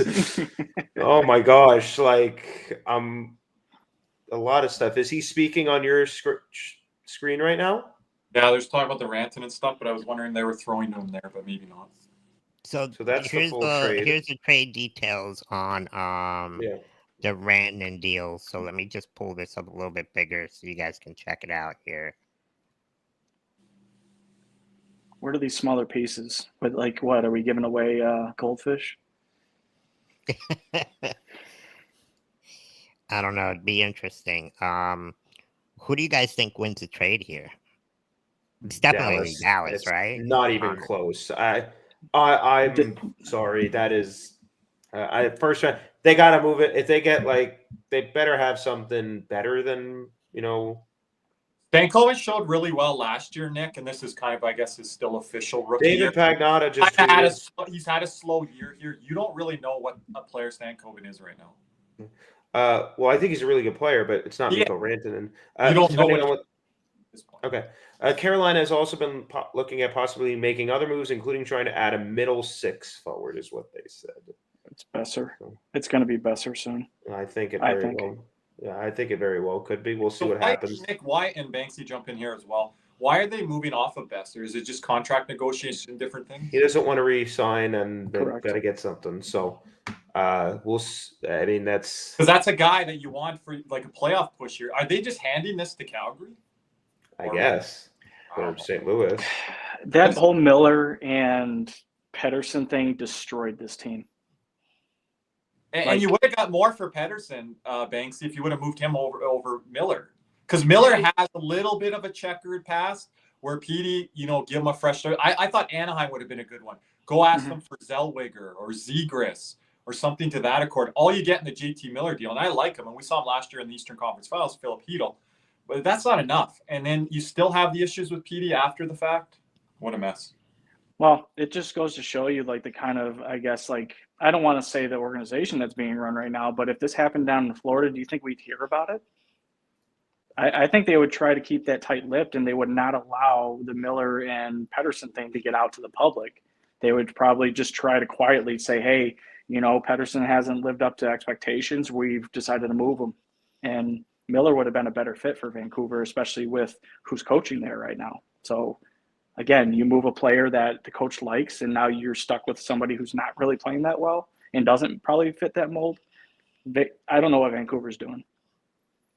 I'm shocked. And this is the thing that we talk about. Winning is not linear, but Vancouver really jumped ahead about a step and a half last year, and it just makes it look so much worse in retrospect of what's happening now. So it's not always great when you do that. Nashville, they were supposed to maintain what they did this year, and look at where they are. And it just looks a lot worse. in that situation. And then with Nashville, they're buying in as well to players in the offseason with Marchessault and Stamkos and whatnot. So again, there, Vancouver, they thought they were building something there. You lose Zadorov and Lindholm due to cap reasons and free agency, but maybe those pieces were bigger than we initially expected, and just the fit there. So that chemistry there, and then you get the whole PD and JT Miller thing playing into it. You get the Demko health problem. What's his Hughes? Sign Lankinen. So much things in Vancouver that you can break down. That's just like not going well, or like what's going on here. So again, always jumping ahead and having that early success. I heard Nick and Caesar and Banksy. I heard Columbus Blue Jackets GM speak, Don Waddell, I believe, and he said, "Let's not get ahead of ourselves here. We're going to be moderate buyers, but we might not make the playoffs." How many GMs say that transparently on air? And he says, we've got to take steps towards the future. So he's excited on the prospects of this season, but they're not going to jump ahead of that, right? And you could argue maybe Vancouver did that with all the moves that they made last trade deadline and bringing in players even before the deadline there. So now taking big steps back, but a lot of that stuff, like you said, Banksy, off the ice issues that they got to rectify here sooner rather than later. Yeah, and I think Waddell's been around. I mean, I think he's learned from his mistakes in the past. I mean, he was with the Atlanta Thrashers, where I feel like he sold the farm for a couple players for that one playoff run where they didn't even get out of the first round, and didn't even win a game. Atlanta Thrashers had never won a playoff game. Yep, and then they became the Winnipeg Jets, and it takes a lot of restraint to either pull the trigger or not pull the trigger on something. And I think Zito has kind of shown that for Florida. The first year we were going for it. The second year, listen, we believe in this group. We're going to do this.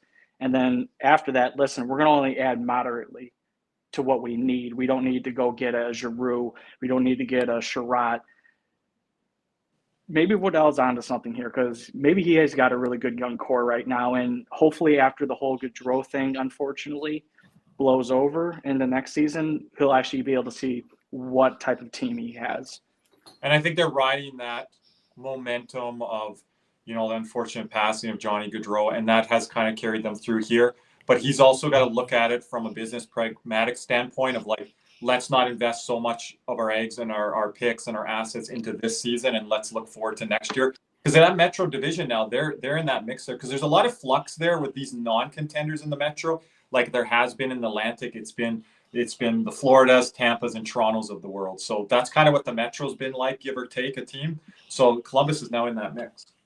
So I kind of want to go to play a little clip here of Brady Tkachuk. So a lot of people don't realize during these trade deadlines, you lose teammates, you lose players.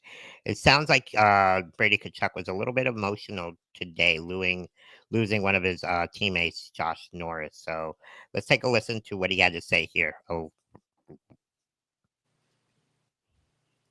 Emotionally, both the highs and the lows. Yeah, it's pretty tough. So, yeah, I don't want to. Yeah, it sucks. Losing a guy like that, obviously everybody knows how much it means to me. So, yeah, next question. Have you had a chance to talk to him? Yeah, no, just spent the last whole bit with them and kind of take advantage of every minute the rest of the day. When did you reflect on just the big picture of things? Like, why is it so emotional? Is it because you played with him? Yeah, I mean, just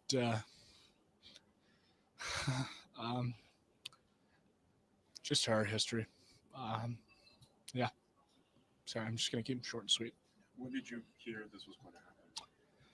Yeah, right before practice. I think that's why we went on a little bit later. But yeah, tough practice today. Travis Green says that of all players, he felt like you probably are the best suited for this, given your history, given that you know that this is part of the game. How do you reflect on that big picture of just the Senators trying to make this team better? Yeah, it's the unfortunate reality of it being a business. We're getting back, important pieces that are really going to help us. And yeah, I mean, sucks. It's part of it, but with Cuzzy and Gilbert, we're going to welcome them with open arms. And I feel bad a little bit that this is the initial reaction, and of course, I think they're going to understand why it's a little bit of a whirlwind for me personally. And but with that being said, it's all about being a good captain, being a good teammate, and making sure that they have everything that they need and have the support right from day one. That they're going to be important pieces to our team, and just leave it at that. Real quick, guys. A lot of the times these players being in the locker rooms throughout the year, and it's kind of bitter. Really cool to see Brady Tkachuk there getting emotional, being the captain of Ottawa. Goes to tell you what goes into being a team, and having teammates go, especially when they're with you throughout the whole year or years. What do you guys take on Brady's take there? Yeah, I just want to add, I don't think the average hockey fan realizes how much a captain has to do with the media responsibilities. When those new players come in the room, he has to quickly adjust. And I think they win this deal with Dylan Cousins. Let's just talk hockey aside, not human relations aside, but he's got to get in touch with these guys. Adam will make a little joke here with the group chats, get them to come out to dinner with the team. I'll set all that stuff up so people don't understand the responsibilities of a captain. And as us as Panther fans, Brady just wants to come to Florida. He leaves Ottawa. How emotional will he be with that, of not having that C on his chest? All those things that the average fan doesn't realize, Banksy, that he has to do behind the scenes and for that team. Now to adjust from a player that's leaving, going to Buffalo, and all the new guys coming in, it wouldn't be the same if he went to Florida or somewhere else. No, and you look at Matthew Tkachuk when he came down here. I mean, part of the reason why he wanted to leave is because he wanted those leadership capabilities. He wanted the C on his chest, and Calgary was just not willing to, budge there. And that's just 4th or 5th on the pecking order in Calgary at best. And what can we say now? That they made the wrong decision? Yeah, but with Brady right now, it is a hockey trade, and it is going to make them better. But that doesn't mean that he's not allowed to be a human for a couple minutes or for a couple days or however long it's going to be to kind of reset, and then also welcome these guys in and really kind of find them in tune with what they're trying to do to make the playoffs. So, he'll still be able to see his friend outside of, playing with him.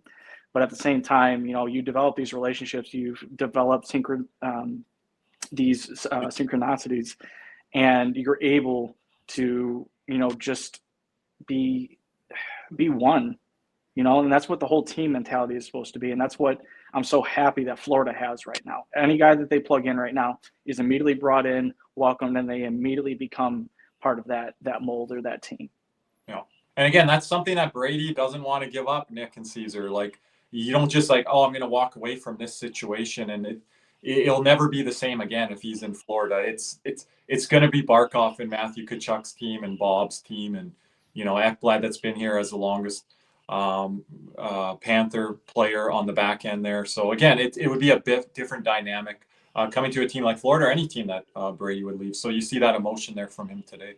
Nick, do we got anything? No, I just wanted to talk about that real quick. Yeah, there is a human side to this, and just day-to-day interactions, and it's obviously tough, but it is a business. But there are a lot of it's a business, right? And it's tough, but you got to make your team better. And I have no doubt that Dylan Cousins, just from a hockey side, will make that team better. So I'm surprised they got off of Josh Norris talking on the hockey perspective side there, Nick, with all the I'd almost say chronic injuries that he has, and no retention or anything like that on the deal earlier. No, it's a contract swap essentially. So that's yeah, I mean, I like Dylan Cousins. I think he's going to be a really good player, and I think Ottawa's got a nice player there, and I think you get rid of a contract and Norris. And I don't like the trade for Buffalo. I don't really know what they're doing, but Norris is north of $8 million, right? Yeah, he's at 8. He was on an 8x8, and it's in the third year of his deal. So hopefully, Buffalo, they don't know what they're doing. So hopefully, Panthers can take advantage of that. I'm not sure what Buffalo's thinking on that. Yeah. Do you think he plays tomorrow? You're talking about Norris? Yeah. Yeah. Yeah. Oh, yeah. We're playing Buffalo. Yeah, Oh, I we're don't playing know. Buffalo tomorrow. I didn't know So where you're asking on that. What you got? I'm sorry, guys. No, you're good, Caesar. So yeah, I do think so. He'll definitely, again, Buffalo has all this young talent, but they don't have anybody to come in there and really show them the way. I mean, Kyle Poso, for all he did for Buffalo and everything, just probably wasn't the right guy in that room.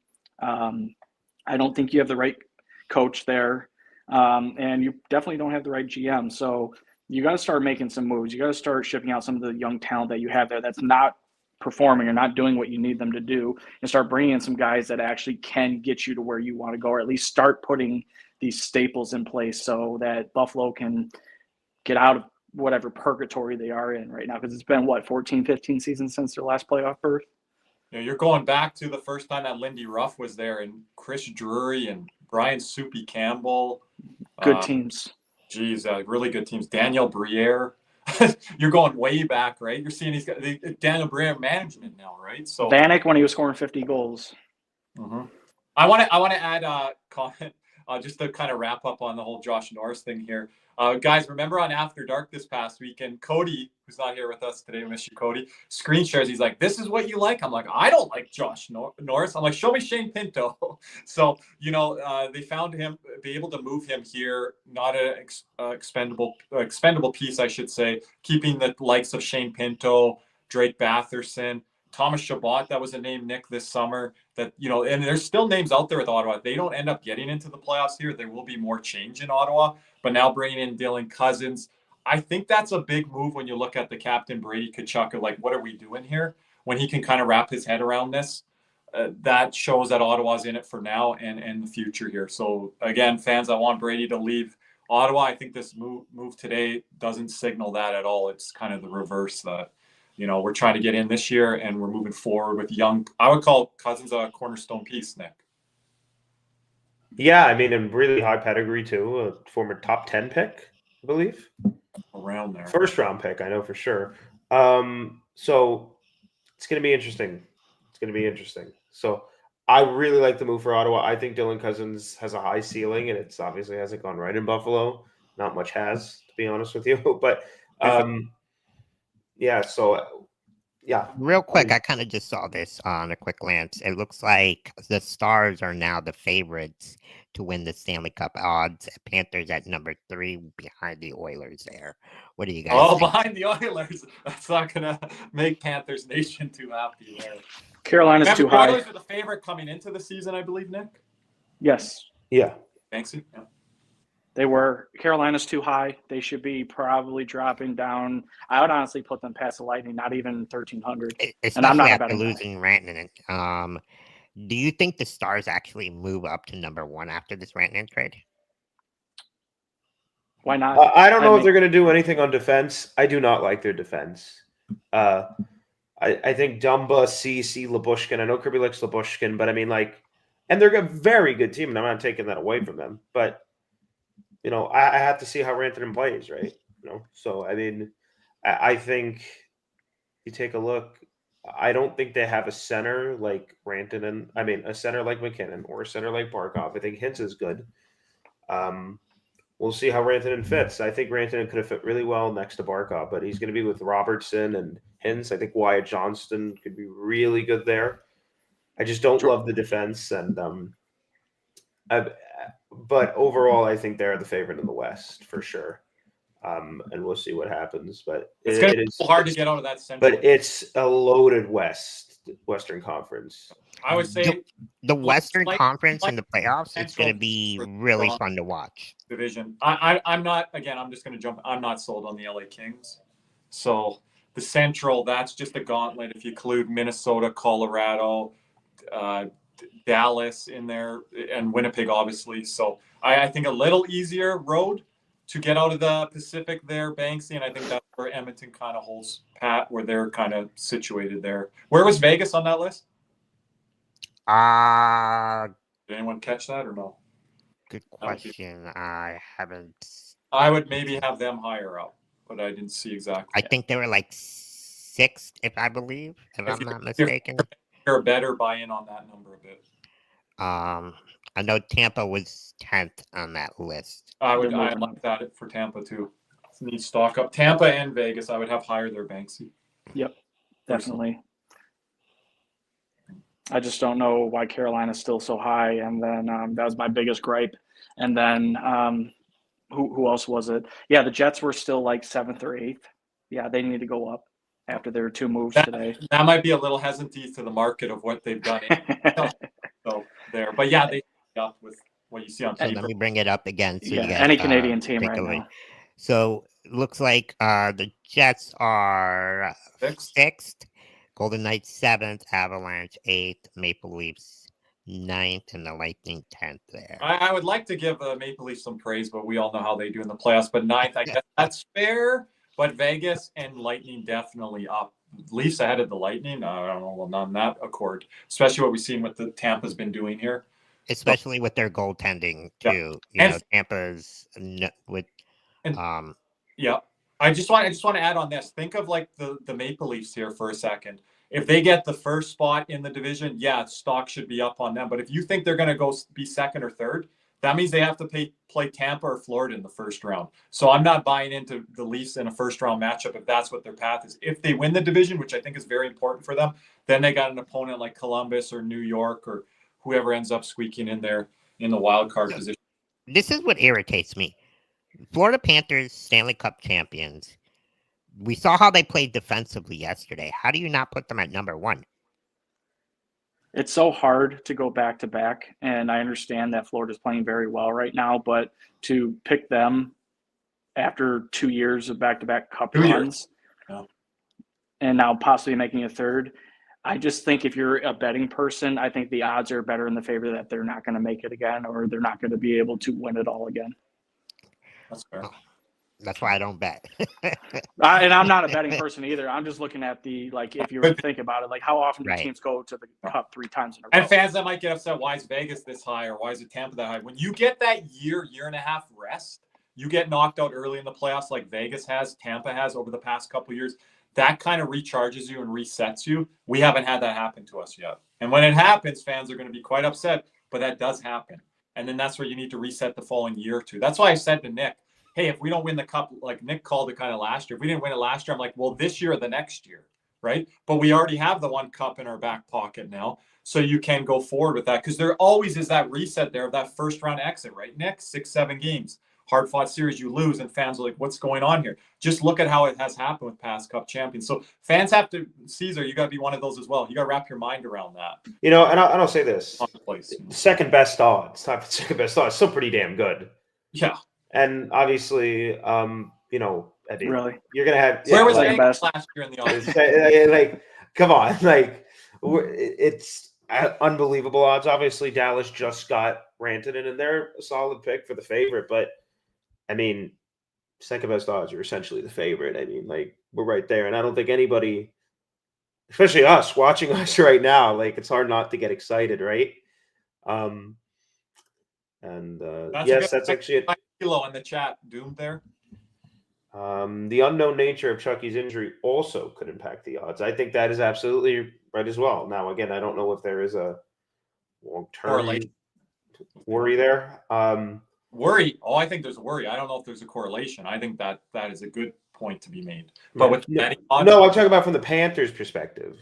Yeah, but I'm saying no. Well, we're talking the betting odds here. The betting odds, yes, probably. That is a good point made if it is playing into. Now, if you're talking betting odds, especially when you guys are talking in the states south of the border, I don't know how much that comes into play with it. Maybe north of the border odds, they're combing that just like they would Caesar in the NFL or Major League Baseball. I don't know how much south of the border that plays into it, but more hockey heads and betting sites that could play into it a little bit there. But hockey, I don't know. Again, what's this upper body, lower body injury stuff? How long is the guy out for? Who knows, right? So it's one of those things, and just the sport of hockey, how they cover injuries is sketchy at best. I hate to say this. Yeah. It's kind of. Why is the league being so boring right now?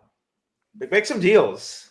Come on. Well, how do you think TSM panelists feel right? They've got any like horses on the set. They're doing a parking lot with Gino Retta. And usually when you throw it at me, a trade happens, but it hasn't. Oh, a few years ago on TS, I want to mention this. Matthew Biron, former NHL goalie for the Buffalo Sabres and other spots, they brought out one of those T-shirt guns, and he shot it right at Jennifer Hedger's gut. So she got him back the next. I think she slimed him or something. But so they're doing that type of stuff, if it's slow news day. But they've got 3 desks. We only got 1 here, so we're doing a great job, everyone. So real quick here, for the deal in order to happen, Dallas had to put Heiskanen on LTIR here, creating a cap space of $8.45 million. Okay. And he's not supposed to come back till possibly the second round if they make it out of the first round, correct? If that's the case, and they're playing at Colorado, that's as you're saying, that's going to be tough. That defense. Yeah. This move with Rantanen doesn't help. So now maybe Erik Karlsson. No, they don't got the money for that. The assets for that. The assets for that. Who knows? I forgot about him. You forgot about him. We got Seth Jones all of a sudden. Erik Karlsson's like, what about me? So that tells me that all that Karlsson talk was coming from Pittsburgh. It was not coming from Florida side. That had to come from Pittsburgh trying to pump those tires, get smoke going. But Banksy, I know you haven't joined us here with the Erik Karlsson stuff. I appreciate you being here today, obviously. How do you take all of that? Because Kyle Dubas went to these new owners that he came into Pittsburgh, leaving Toronto, I say out the back door, the side door, and then he's going to go to them and say, can we move Erik Karlsson? Like, wait a second here. You're the guy that wanted to bring him here, and we're giving you all the money and everything that you want to do here to Pittsburgh, and now you want to move him? Like, what's the relationship there with the new ownership group in Pittsburgh there with Kyle Dubas, in that case, with Erik Karlsson? I'm going to say a quote from a movie from Forrest Gump. I'm not a very smart man, but I know what love is. There we go. So I think he had well intentions and thinking that he was probably going to get a Norris winner that he was. But you already had Chris Letang there. You don't really need another Norris type caliber puck moving defenseman. You need those big bodies. You need the guys who are going to separate pucks. And after watching Karlsson for many years, holy Jesus, like the amount of pizzas that guy delivered and how he would just not win a puck battle. It's just why I am so glad the Panthers were not even that they didn't even probably consider it. I really hope Zito was never in on it. But people are like, for our power play, Banksy, who cares? Our power play is good enough. We don't need him to come here. And he's been benched in Pittsburgh 2 to 3 times on the power play, not to mention he's playing with Crosby, Malkin. Rust isn't a bad player. Gensel was there prior. But, like, there's good players there on the power play. Like you mentioned, Christopher Letang, kind of at the twilight of his career. We saw a little bit of drop-off to his game, especially last year. I still don't understand that move. And maybe I'm not the best person to ask because I don't like Erik Karlsson personally. But, again, like, he's not going to solve all the Panthers' woes on the power play and different things like that. I'd rather have Seth Jones here working on the PP2 unit. If Ekblad gets demoted down or whatever, you can have Jones slide up. That's good enough for what we need. It just shows me that Karlsson plays for Karlsson. He doesn't play for the jersey that he's wearing and everything. I think he showed that in San Jose. He was doing everything he could to get any point, and now he's here in Pittsburgh, and I don't know what he's adding. In a short time when he's wearing the Trey Kroners on his chest. But when you're trying to get him to buy in over a long-term situation and what the Panthers would have to take on with that salary, it's not just this year and next year. I think it's an additional year. So you're buying on not just for now, but a couple years down the road here. And that can muddy up a lot of things when it comes to your salary cap.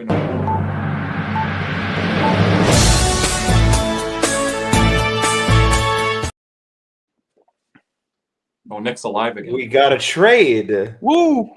The San Jose Sharks have traded Luke Kunin to the Columbus Blue Jackets. Okay. So that's an interesting trade. Toronto was in on Kunin. You were Cody wanted in Florida. You mentioned him at a couple other spots as well. Yeah. That's a name that was mentioned a lot over this past couple of days to weeks. So I think certain teams are out at him at this point. We're talking Florida. Nico Stern coming in at the center. Yeah. So now it's time for Zito to wake up. Let's go. Like, I want a deal, but no, for Columbus, it's an all right trade. I didn't even think of this landing spot for him, but get some extra depth, bring a guy into the locker room that could provide. Because you didn't think they would be into this buyer market here? No, especially, and now if they get Cunnin for cheap, then it's like, all right, like they deserve to be rewarded with like a new player coming in. Mm-hmm. So, I think it's, I don't even know. I mean, I think that's frankly just the most uninspiring news of the day. Kind of to Columbus, right? But it's like, they deserve to have a player come in. They deserve to. And they were also on Gustav Nyquist before Minnesota got him. So, yeah. Would Cunnin actually have made a difference last night? No. I don't think he would have. Is that a name that the Panthers would be in the summer? Another name that I've heard in the past, Nick, was like a Trenin. So is that a type of guy? Those are type of guys that maybe. Well, Trenin's on a multiple-year deal in Minnesota. So. Okay. But last summer, I remember hearing that name. So are those names that you kind of circle back on here with kind of type of guys? I think absolutely. Move those fourth line guys in and out. So there could be a spot there. Gadget on the last year of his deal right now, is it?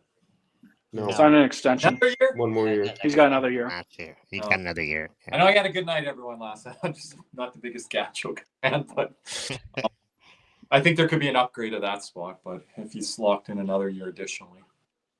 Yeah, Sturm, Nick's been on him. Just the face-offs percentages there, Don Banya, Vallejo down there in the chat. Also, as well, like the board battle play, the board percentage numbers. If you look at the advanced metrics, Nick probably stand out pretty well there for Nico Sturm. And again, coming to Florida, it's way different than in San Jose. Like all these players that Zito picks up, like they're not from good rosters, and people are like, I don't know about this guy, but I was just looking at some of the highlights last. He's got some one-on-one stick plays. He can dance at guys, step through on guys. Check over on our Instagram story page there. Pulled up some goals that he had in San Jose. Even one that wasn't a goal against Arizona where he danced around the defender, had a chance in tight. So this is a guy that's going to play very well for the Panthers. I could see him coming up Banksy with a big playoff goal or two. So he, you guys mentioned it before, and I'm glad we're all on the same page. He is the Stenlund replacement. We're going to act like Nosek wasn't here all season, but he's also got some speed to him. So if anything, he'll be on the PK. He'll probably block a couple shots, and then I can see him getting a shorty. And as you said, like it's a big playoff goal, and that's literally what the Panthers need. They need more depth in order to take on the PK opportunities and give Barkov, give Lundell, give Reinhart some rest. I mean, our best penalty killers, coming down the stretch of the season, we want to make sure they're not going to get hurt either, so we have a full roster to go in. All right, I think we're closing in on our last hour of coverage here, so appreciate everyone being here. Steady numbers all afternoon, so appreciate everyone from the Cats and Rats community and all of our new followers. Nick, do we got any breaking news here? We're seeing some stuff in the chat, seeing some stuff. And also a big shout out to my followers as well. Thanks for joining us as well. We're about 62 minutes left in the trade deadline. So yes. And again, deals are rolling after probably when we're off air here. So stay tuned to us over there on the Twitter X platform. I'll try to get on over there for half an hour, make some of my reactions to all of today's news and yesterday's news, catching up on everything. So apologies if I haven't caught up to all DMs and messages. Thank you for everyone being interactive there, especially last night. We had a really fun post-game Spaces show after the Panthers win. Over the Columbus Blue Jackets, getting in just to trade deadline talk and chatter, I should say. So yeah, lots that we were talking about last night on Rantanen and Brock Nelson and things like that. Great job, Caesar, there again on the overlay and our thumbnail there. We kind of hit it on the park there. Now, one guy left in that thumbnail. We're waiting on Brock Besser, so be interesting to see where he lands. Brock Besser, Bo and Byron still out there. That might be on the move tonight. Okay, you just brought up something there, Caesar. Just to interrupt Nick. Bone Byram, does this change anything with the Dylan Cousins trade? Because I was talking to you off air, Nick, and you were kind of disagreeing with me that he would be moving here or on the block. I mean, I don't know.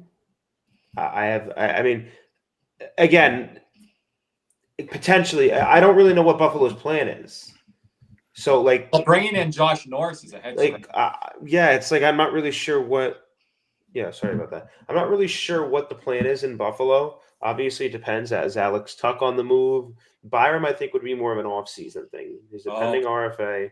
I think they're going to try to figure that out then. Brock Besser, trade for his rights because he's not signed. Yeah, or if somebody wants to offer sheet him. Not going to get then. Probably not. Somebody wants to offer sheet him, maybe. Another name, Brock Besser. I wonder if Carolina could be Charlie Coyle. Especially since they got a lot of they need a center. They need a center. So we're gonna see. And Carly makes a good point. Charlie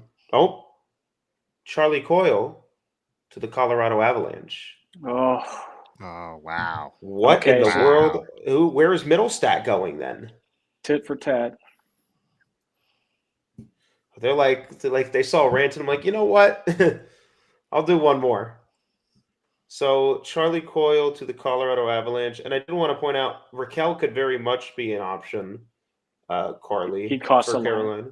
For Carolina, he costs. Yeah, he does cost a lot. I also think a center could be a potential option. I think, are they going to go a wing, or are they going to try to go get a second line center? We will see. If that's the case, and I'm assuming Casey Middlestat is gone then, right? Either going back to Boston or they have something else lined up. Yeah, like maybe Middlestat. I don't get that. I mean, we'll see what the trade comes in. Obviously, nothing makes sense right away, right? So, especially on days like these, So, it's other than that, it's pretty quiet right now. There's not much rumors. Krause a replacement for Bennett. Not so sure on that. Nick Banksy, thoughts there? I don't think they say that one more time. Utah, I don't think would be in on willing to trade Lawson Krause. They're asking Lawson Krause Bennett replacement. No. And doomed. Wouldn't it be crazy if we see Florida not make a trade and possibly sign Bennett to an extension? Could possibly see. Possibly. Casey Middlestat is part of the deal per Pierre LeBrun, so that makes 1,000% sense. Who are you saying signs Bennett to an extension? Florida. You're talking to Banks here with us today, and I'm really in Banksy's camp there. That number has to be very management friendly there. Right. And according, I'm not going to say anything just yet. I'm not 100% sure that's confirmed. So, and guys, we haven't talked about this a lot, but with Bennett and Ekblad, this is kind of the breaking off point here if there's no extension in play here today. Yeah, so if nothing, that's why I was kind of bringing it up. If nothing happens today, they're immediately hitting free agency unless something gets done right before that. Which I would put at a lesser percentage, Banksy, than what happened with the Reinhardt situation. 100%. I think so. We're using these two as own rentals. Some people argue with your asset management there. Fans are going to be very upset, Banksy, if we are a first round or second round exit. When you have Ekblad and Bennett, they're just going to walk out the door. But that's the risk you take if you're trying to go for the cup.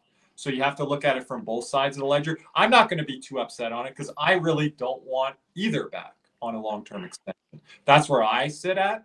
So if we're going for a cup, like we said, and we're trying to give the best team on ice, and that includes moving Spencer Knight out at this time, this best version of team now, because you only can play one goalie at a time. We know it's going to be Bob. Then I can live with that, Banksy. But it is going out the door for nothing. No, it is. And the thing is, we've talked about this, it's people wanting to, make decisions with their hearts and their emotions and everything and not separating what it means going forward. I mean, if the Panthers were to sign both Bennett and Ekblad to extensions to the money that they probably want, it's going to damn this team going forward. Even with the cap going up, they won't be able to make other moves. They'll have to sell off other parts. I mean, other players that may have more impact on how the Panthers play, and our window will close so quick. And you need them to go on LTIR to actually open money up, not just be off injured here and there, because then you're not helping you on the ice. And people got to realize, I personally think, and I'll put money on, Ekblad and Bennett won't age great. No. If they're getting injuries week to week, month to month, things like that, everyone's like, well, it's just LTIR. What if that rule's not in place down the road? CBA's coming up.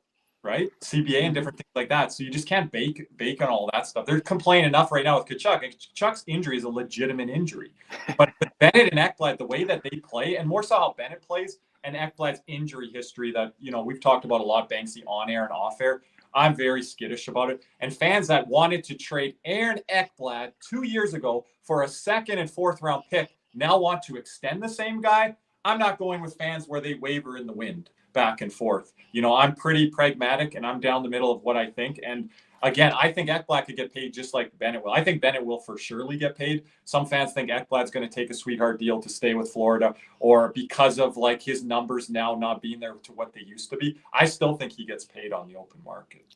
So Casey Milstead will be going to Boston here. What do you guys think this does for Boston? They get younger, I believe. That's about it. It's literally it. Literally it. I don't think there's anything more to it than.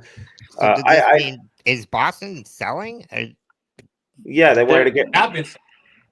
Yeah. I wonder what Charlie. I mean, I do like this 3 centers now for Colorado: McKinnon, Nelson, Coyle, Drury on the 4th line.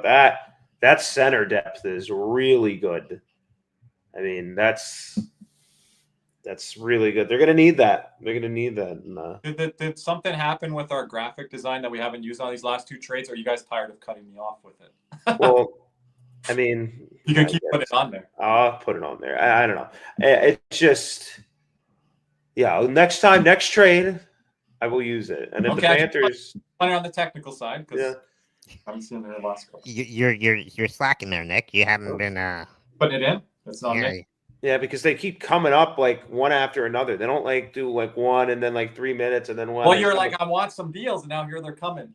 Yeah, we said that, right? We said that about an hour ago, Caesar. 30, 45 left. We're down to 50. And we're almost there. We're about 54 minutes left in the trade deadline now. Let's say this next 10, 20, 30 minutes could be busy, and then we can decide from there, guys, if we want to wrap. It could start to slow down again before the. So I want to get everybody's officially passes, but there'll be deals coming. I want to get everybody's predictions. Did the Panthers make a move in the next hour? In the chat here, what do we think?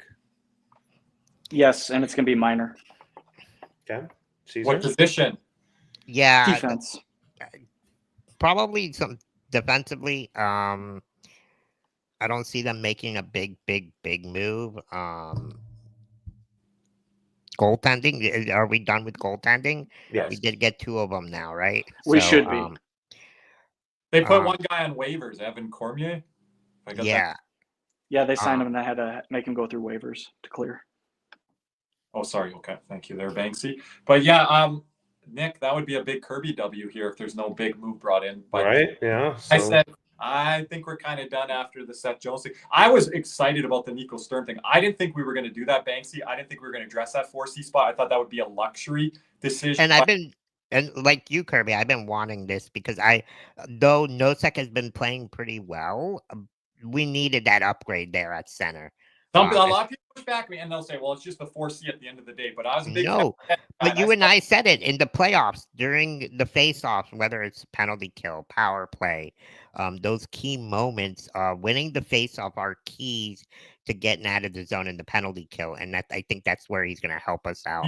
He drove offense on certain nights, too, in the regular season. Yeah, he's got 7 goals this year, right? So on a pretty bad team. Got more than that right now. But I'm saying with Florida last year, I think he was leading us at one point, or at least with our depth force. He had 8-9 goals early in the season. So he's a guy that can drive play. So you're hoping that with Nico Sturm, like Banksy mentioned there earlier, with his skating and just one-on-one playmaking ability. We don't really have that from the 4th line. There's some nice Greer, like that game in San Jose. It's like, holy geez, is that AJ Greer out there or Pavel Bure? But you kind of add that with Nico Sturm on the 4th line now. He can make plays for that line. So it'd be interesting to see where he fits in there. If they're bringing Nosek out of the lineup, Gadjevich into the lineup when we're playing a heavier team, I could still see him having a placeholder spot there. We'll see. Does Nosek get traded from Florida? Does he I think he's hurt. Traded? I think he's hurt right now, which is why he wasn't at practice. But I don't know if he would have any suitors at this point. I mean, I think he's lucky to be on the roster. I mean, just my opinion. Right. Okay.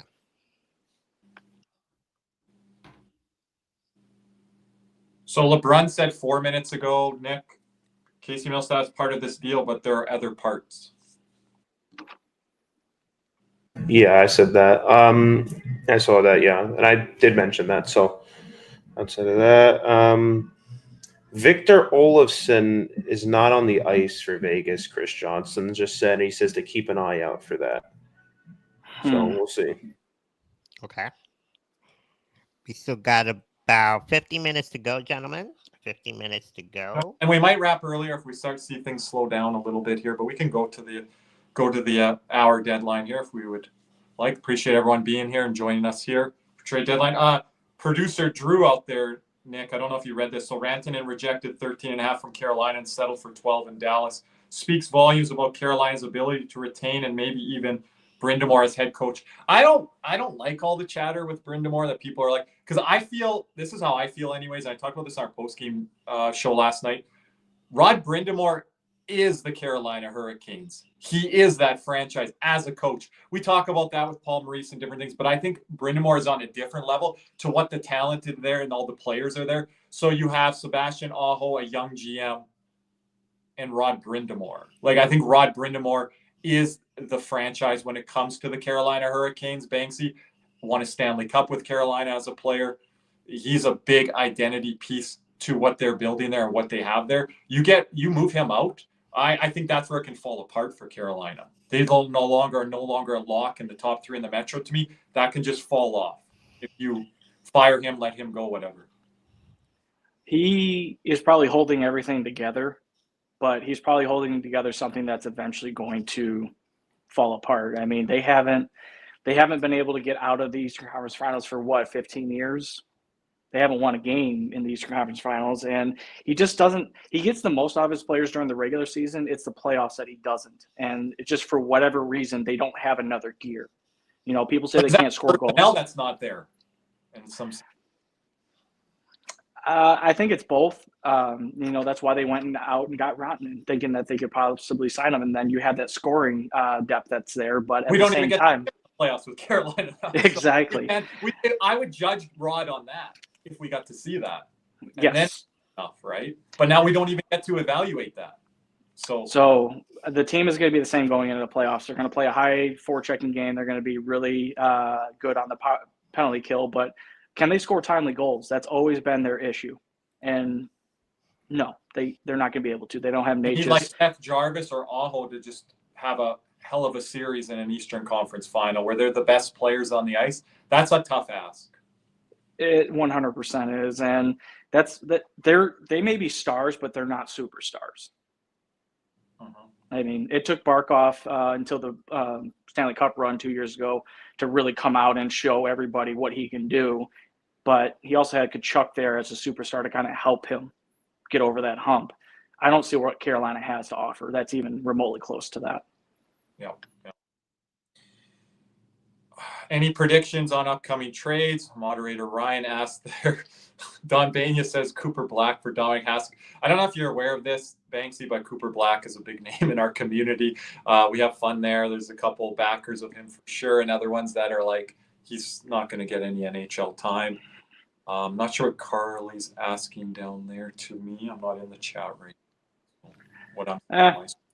Cooper Black sounds cool. And he's got really good numbers. So, I mean, I don't really foresee Kakkonen sticking around. Okay. I think we're going to have a new backup goaltender for next year, too. That's what I'm saying. I don't think Vanacek is sticking around past this time. What he would even want, that Zito would want to give, and even caliber. I think there's going to be so much better caliber backups out there. I've said this name, and some people, I don't know if it would be a fit for Florida, but Stuart Skinner, I don't think he's an automatic starter for wherever he goes. His deal is expiring.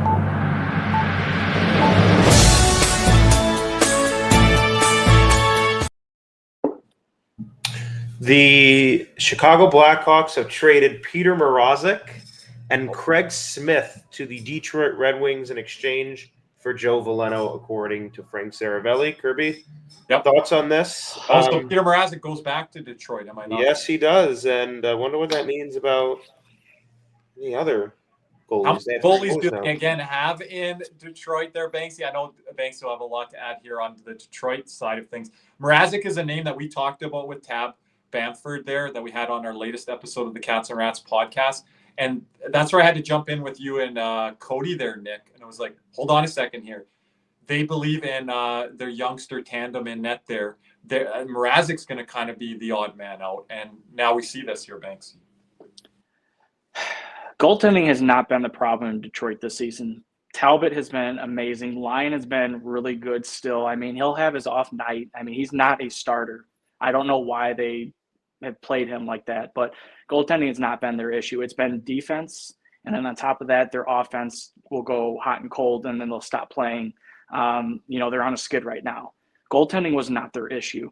They needed more back-end help, and this, to me, addresses nothing at all. And they get rid of Veleno, which I think was on the outs for the last year and a half. Very highly touted prospect, but hasn't ever materialized, right? Nope, and he made a mistake, I think, playing in an international tournament where I think he stepped on a guy's heel and really got thrown off the team after that. I think he's banned in from international play now. Oh, interesting. Was that you're talking World Championships? I think so, yes. Oh, okay. But yeah, this does absolutely nothing except help Chicago shed a goaltender. Yeah, and we've talked about this so much in our community, Nick. How many goalies they have in Detroit? Like, we talked about our division preview show here coming into this season. What are they doing in net here? Sebastian Kosa, that's another name. Isn't he still in Detroit, Nick? Yeah, but I don't. He's. I think at the last time was the ECHL or AHL. I'm not 1,000. No, he's up with Grand Rapids. He's playing. So what I missed, gentlemen? Nothing really. What you see on the screen there? Wow. Okay. So Mrazek and Craig's to Detroit. Okay. David Pagnotta just reports. You gotta get it. As Carolina explores more moves, I wonder if they try to poke around on Marchand. And Brad Marchand on talking about it. Man, that team is done. I'm sorry. Stick a fork in them. That's crazy. I'm not Banksy. I'm not big on Detroit garnering a wild card spot. Neither was I last year. They got very close there, stumbled a little bit down the stretch. I think that loss to Florida really was like the one to Columbus last night. Like, okay, we're not as far ahead here as we thought we were. And I get that same feeling with Detroit. I really like the hiring of Todd McLellan. I really liked him in Edmonton and LA. I don't know what LA is doing now, but I really liked him in those stops there. And I thought he was really good for accountability with even McDavid and Draisaitl when they were a lot younger, coming into the league as superstar players. So I like that there in Detroit. But, that new coach kind of buzz and magic kind of wears off as you go along as well. What are your thoughts on Detroit trying to get into a wild card spot? So, yeah, I mean, you have that buzz. You finally have a coach who's not afraid to hold players accountable, because that was the biggest issue they had with Derek Lalonde. I mean, rookie coach, probably want to be more of a player's coach and not step on any toes, just be that good coach to everybody. Come in with his Tampa Bay implement, but it's not really his. It's Cooper's and staff, right? Correct. And now McClellan comes in. He was a coach for Detroit when they last won their cup in 2008. He knows what it takes to win. He's going to hold them accountable. I mean, he will come out in a press conference and rip a guy and just say, no, I'm going to talk to him for that play. Like, I think Justin Hall had a play where he left the puck in front of the net, just misplayed it, and it went into the back of the net, and he didn't play the next game. So he used to do that with David and Draisaitl, not bench them, but he would call them out to the media. And the old boys club in Edmonton. You guys are all familiar with it now, with us playing in the Stanley Cup final. Like, well, you can't talk to them like that. Say, I'll do what I have to do. Right. Exactly. So there's a push with there, how hard he was on the super. I wish Paul Maurice did that a little bit more at times with one of our guys that's not currently in the lineup, but that's style. But sometimes in game 42 of a regular season, you kick Matthew Tkachuk in the butt. But that's what Todd McLellan will do. It doesn't matter what name's on the back of the jersey. And unfortunately, he's in the position now where he has to do that, because they want to get back in the playoffs, and he's got to start kicking their butts right now. And now they're on a skid. So what's he going to do now?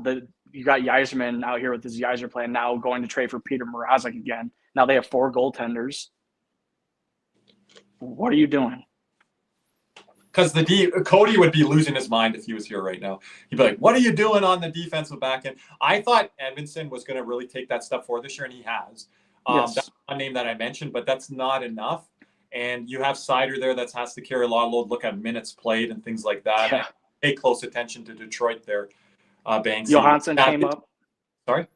Johansson came up, and he's played very well. But you still have Sherratt that's there that is still he is what he is. And then you don't really have anybody else, to be honest. Like, he's going to have to revamp that D-core again.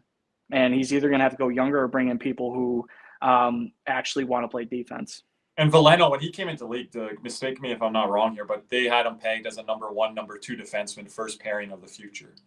Well, Veleno, he wasn't a defenseman. He's a centerman. Oh, centerman.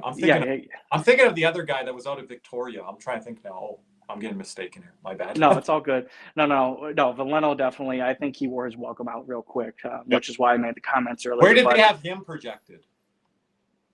Second line center. And they had to bring in JT Compher.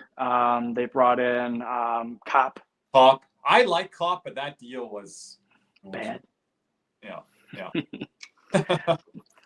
Let's kind of talk about Columbus. They haven't made any deals here, especially with the way their cap is. They got a lot of money to play around with. I'm kind of surprised they didn't make any moves here today. Are you guys? Who, Columbus? Columbus, yeah. Well, we talked about them earlier, but go ahead there, guys. No, they did make a move. They brought in Cunnin. Oh, yeah, you're right. My bad. No, my bad. But that's a little bit of a smaller move there, Nick. But we talked about this earlier. I said what GM Don Waddell said. We're just not going for it right now. Caesar, they're looking to the future. So that would be this off season, I would think here, Banksy and Nick, of investing more money into free agent. Yeah, it'd have to be, right? I'm with the Johnny Gaudreau thing. You have to let that play out. So this summer they kind of reset now, and they see what the team did on the ice. And now it's like, I would be surprised if they didn't spend funds and money towards free agent players this summer. That's what would be surprising, how they've played this year. Okay. Yep. 100% agree on that. So, still got Besser. I think Carly reported that he was actually on the ice for morning skate. So that may Ben say, also yep, confirming. Ben. Thanks, Ben. So that may say that he's sticking around, which again, I don't think Vancouver knows what they're doing. Chicago is still negotiating with Ryan Donato. Last I checked, he would be going for a high price.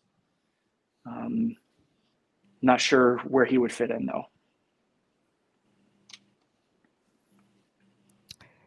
Just a little over 38 minutes here till the trade deadline. We'll see what happens here in the next couple of minutes here. Does TSN have anything going on? Or are they slamming people? They're doing the reporter route right now. So Claire Hand.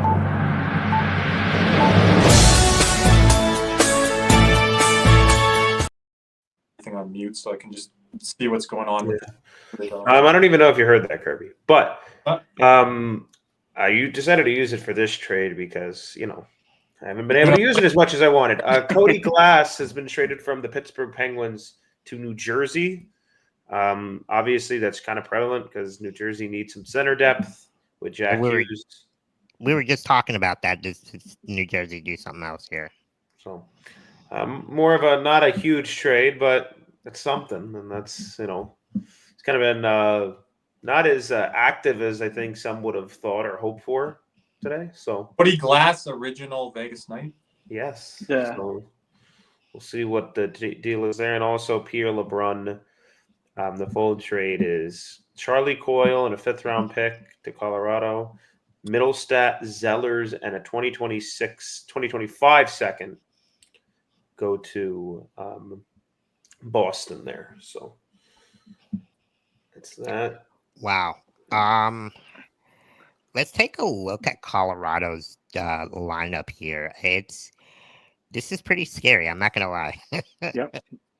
And Landeskog on LTIR when he comes back. I mean, they're gonna be a force to reckon with in the. Yeah, I put an if on that because he's been skating earlier in the year and things like that.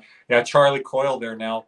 slotted at the 3rd C position. Drury they brought in on the original Rantanen deal down there on the 4. So, and then Nelson last night. So the whole makeup of the center ice position there for Colorado the past one. And then what we're not seeing on the screen there, gentlemen, is, hey, we have a problem with goalies. We're not going to replace just one. We're going to replace both. So Colorado, big shake up here. Nick, something that our co-host Cody's talked about a lot about not believing in their depth. Well, Cody's a big proponent of down the middle of the ice, and look what they're icing down the middle of the ice. Now, Coyle is in an appropriate spot there, Banksy and Nick, where he was playing too high up the lineup in Boston, even on like a President's Trophy level team, and then the following season there.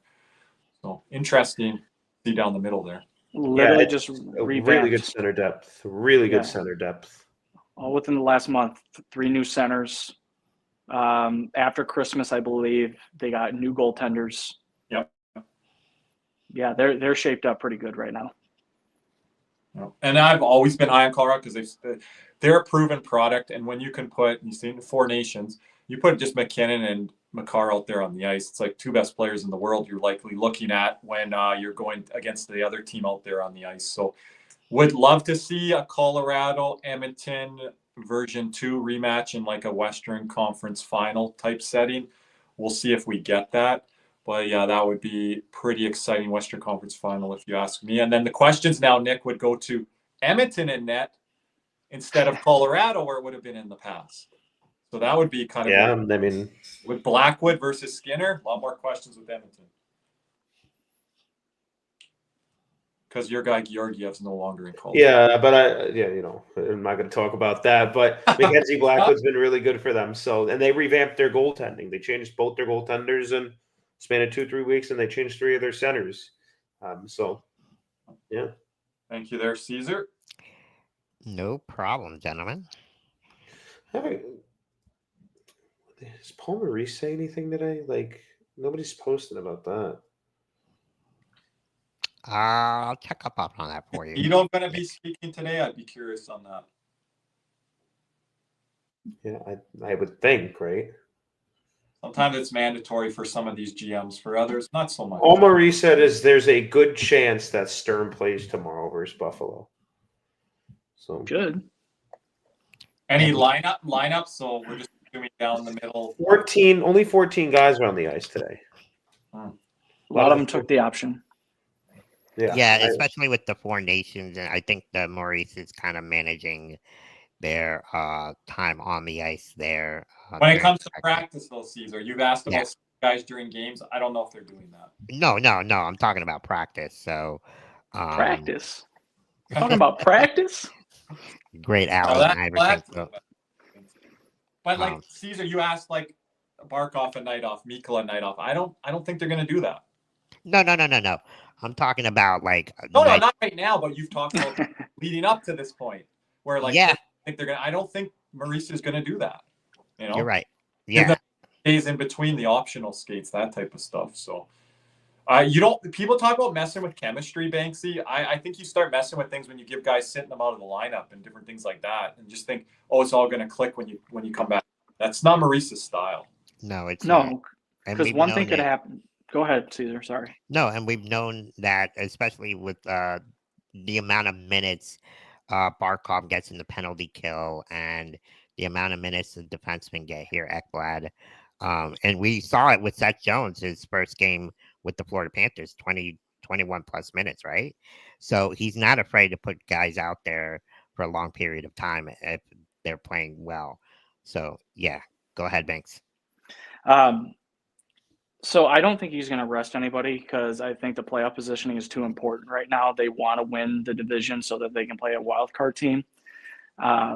So as far as practice goes, if they need a day off in the training room getting worked on and everything, and they're around the team, I think that's more important just to stay around. But if you start taking them out of games, then something could happen within the game that kind of flips the idea or flips what they want to do. And that could not happen if they try to insert somebody into the lineup. You know, you always see somebody who's inserted into the lineup always has a gust of energy that comes out, but then fades or doesn't have the right mentality of what they're trying to do. They seem off. But Yeah, and just to jump in, Banksy, to your point there, Nick's mentioned this too, like to Caesar and other people that brought up this question. You can't bark off there. Just limit his minutes in the third period if you're up in the game, or just have him sit on the bench. But he's skating and he's playing in the early portion of the game. Then you can make adjustments in the third period. Like last night, Columbus, 2-goal lead. They say is the worst lead in hockey. Well, it wasn't yesterday. Like Florida had that unlock. So that's where you can start to sit guys when you have like 5-10 games left in the season. Start to limit their minutes. Throw the other guys out there, and you're rolling all your lines. Well, Verhage had 12 minutes last night and barely played in the third period. So, and I was skeptical of that, but then after seeing how everything was, it made sense. You think that was trade based there, or performance, or both? I think it could be a little bit of both. Yeah, you could definitely read into that. We're about 30 minutes exactly till the trade deadline, and nothing's happening at the moment yet. But I think we'll start getting the last minute trades here when it's like 15 minutes to go. Yeah, just to remind everybody, I think Hurdle trade came in right around the end. So some stuff could happen.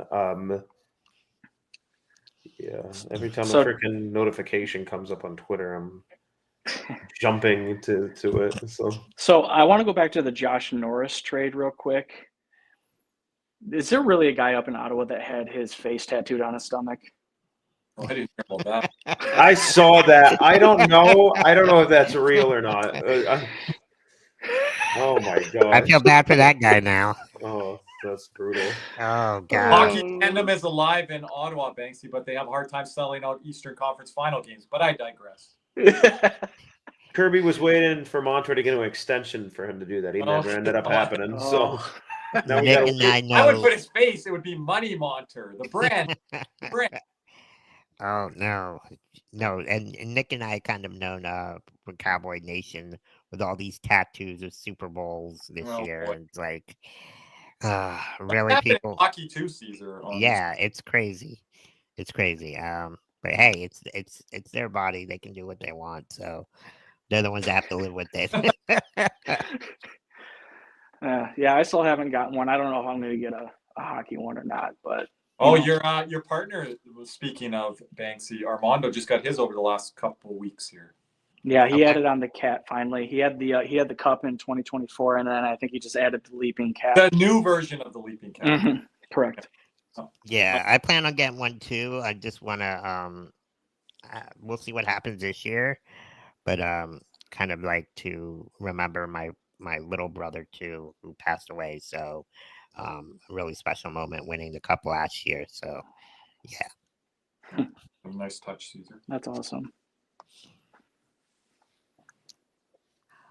All right, let's see here. That concludes our long, geez, guys, 10-14 day week here with the Seth Jones live stream, 5 episodes, Nick, Caesar, the After Darks, post-game shows, Nick. Wow.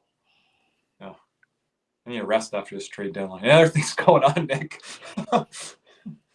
Well, yeah, appreciate Banksy being here with us today. Everyone drop a follow. If you haven't followed Banksy over there, make sure you drop him a follow. Where can they follow you, Banksy, on Twitter, Instagram? Yeah, you guys can follow me on Twitter as you see my handle at Prudential0. And then on Instagram, I am at the official BURE 1096. So Bure 1096. Hopefully I can get some followers over there. But, it's been great actually, coming in, to spaces and everything and being part of that community. You guys have welcomed me, and I'm very fortunate for that.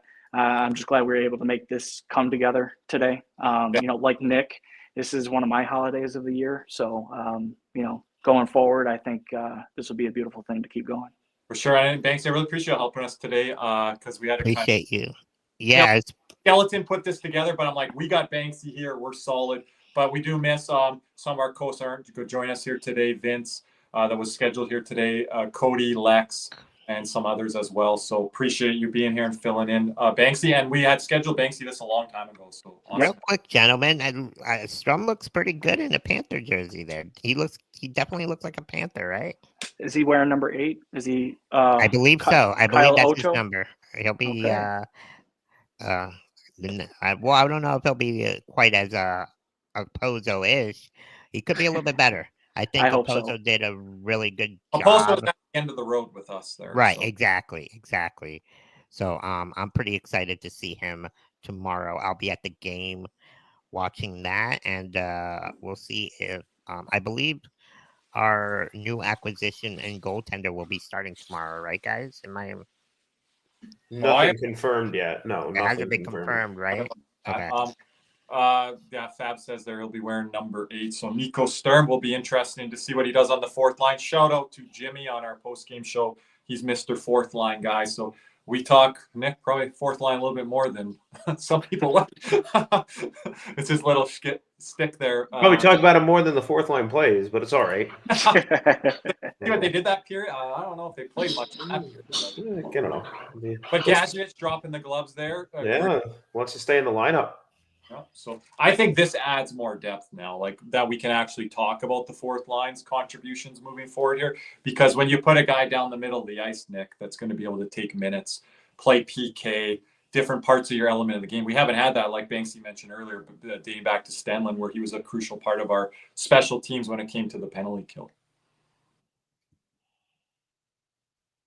There's some Cousins and Norris stuff here that I'm seeing on Sportsnet right now.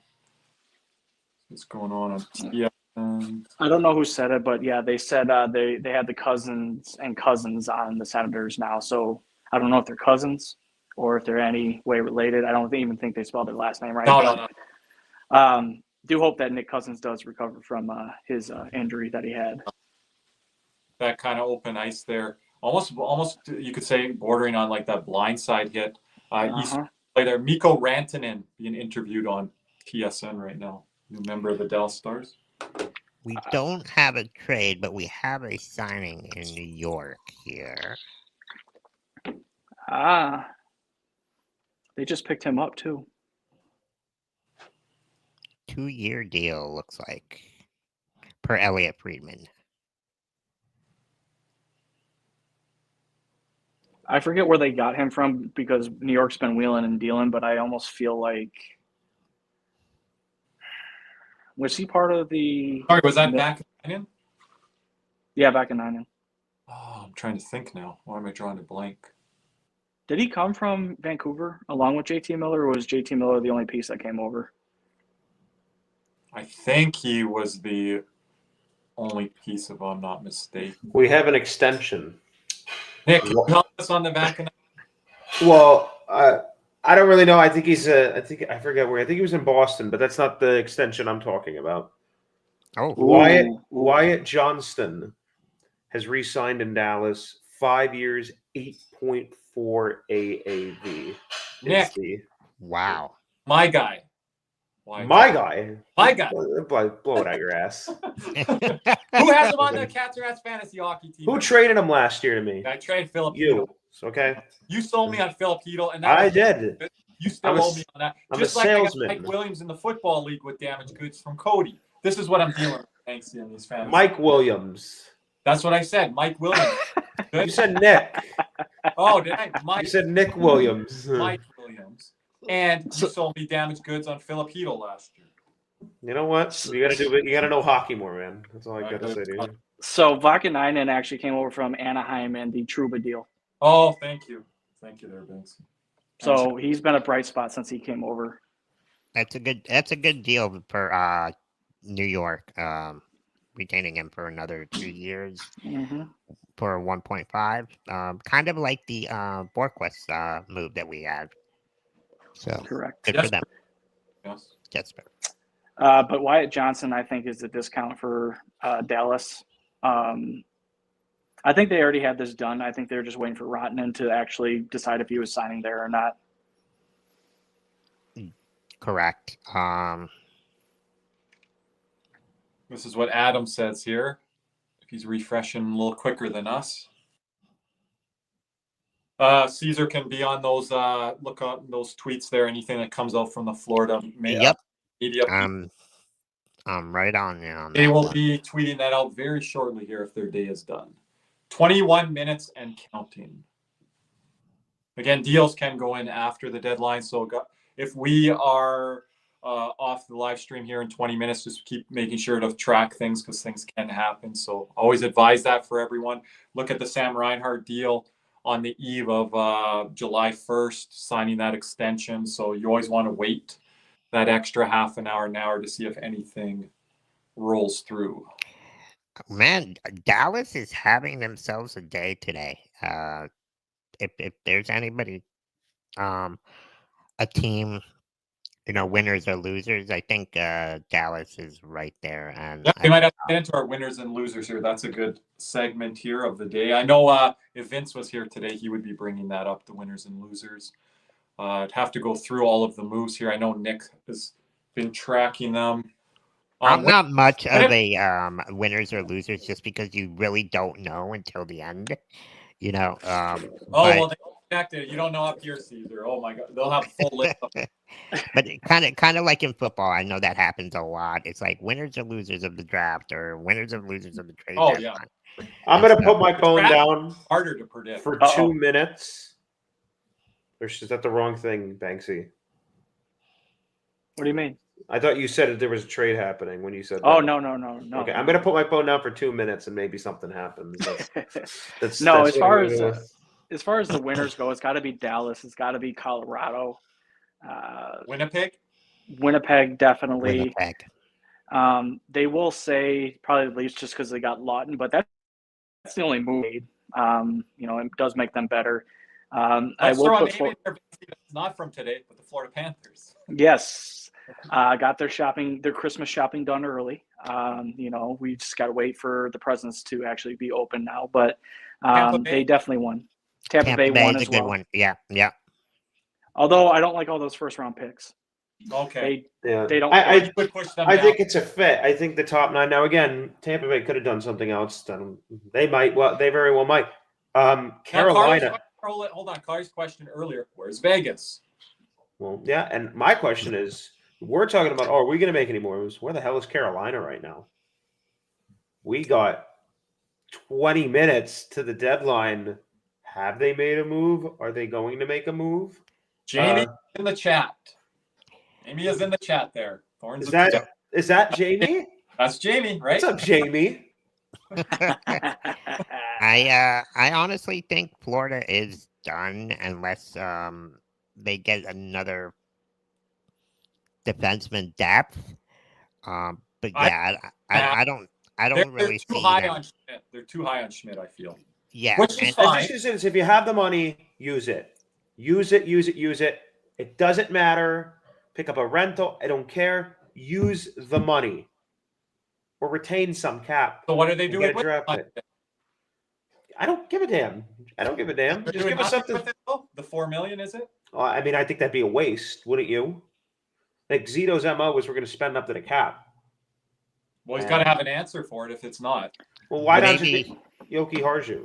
Do you think that the trade, the Rantanen trade, kind of like subsided Florida's chance of making a move of where that money was going to be allocated? Yeah, it definitely could have, but Zito probably had other contingencies, and I don't know if the other teams are either getting back to him or maybe the prices are still too high. What the assets would be, Banksy.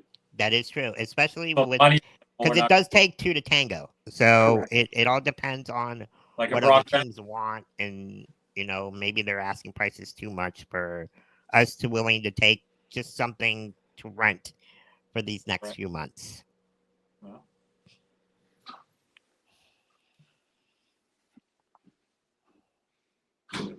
We call it Jesse. That is true. Can I be honest? I don't understand the mystique or the aura around that guy, Puljujärvi.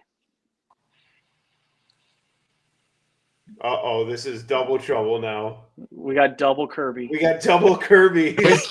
Oh no! There's 2 of them. Oh no! We're waiting for a Kirby. Got booted. We got a Kirby bomb coming in. I don't have it coming back. Another name that didn't get moved. I mean, if you're Toronto, you got to be a little underwhelmed, right? Shen. Yeah. I mean, Shen hasn't gotten moved. Well, the Lawton move though. Yeah, the Lawton, but it's like they were looking for a center because of how Max Domi's looked this year. He hasn't been great. No, they tried playing him at center, right?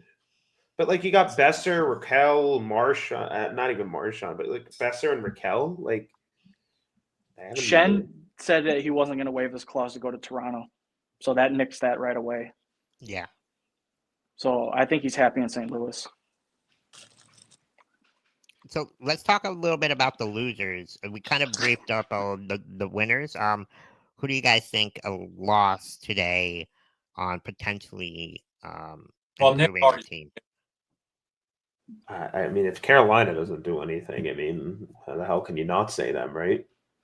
I mean, Carolina would be one. Obviously, Pittsburgh would be a loser to me with the whole Carlson thing and whatever. Yeah, that could definitely be. Would you constitute Vancouver as that? Yes. Yeah. I'm going to say this. Not by I didn't like the moves they make, but they should have made a more major move, a bigger move, considering the other teams in the conference. Winnipeg, I think, could be considered a slight loser. Oh, I got them as a winner.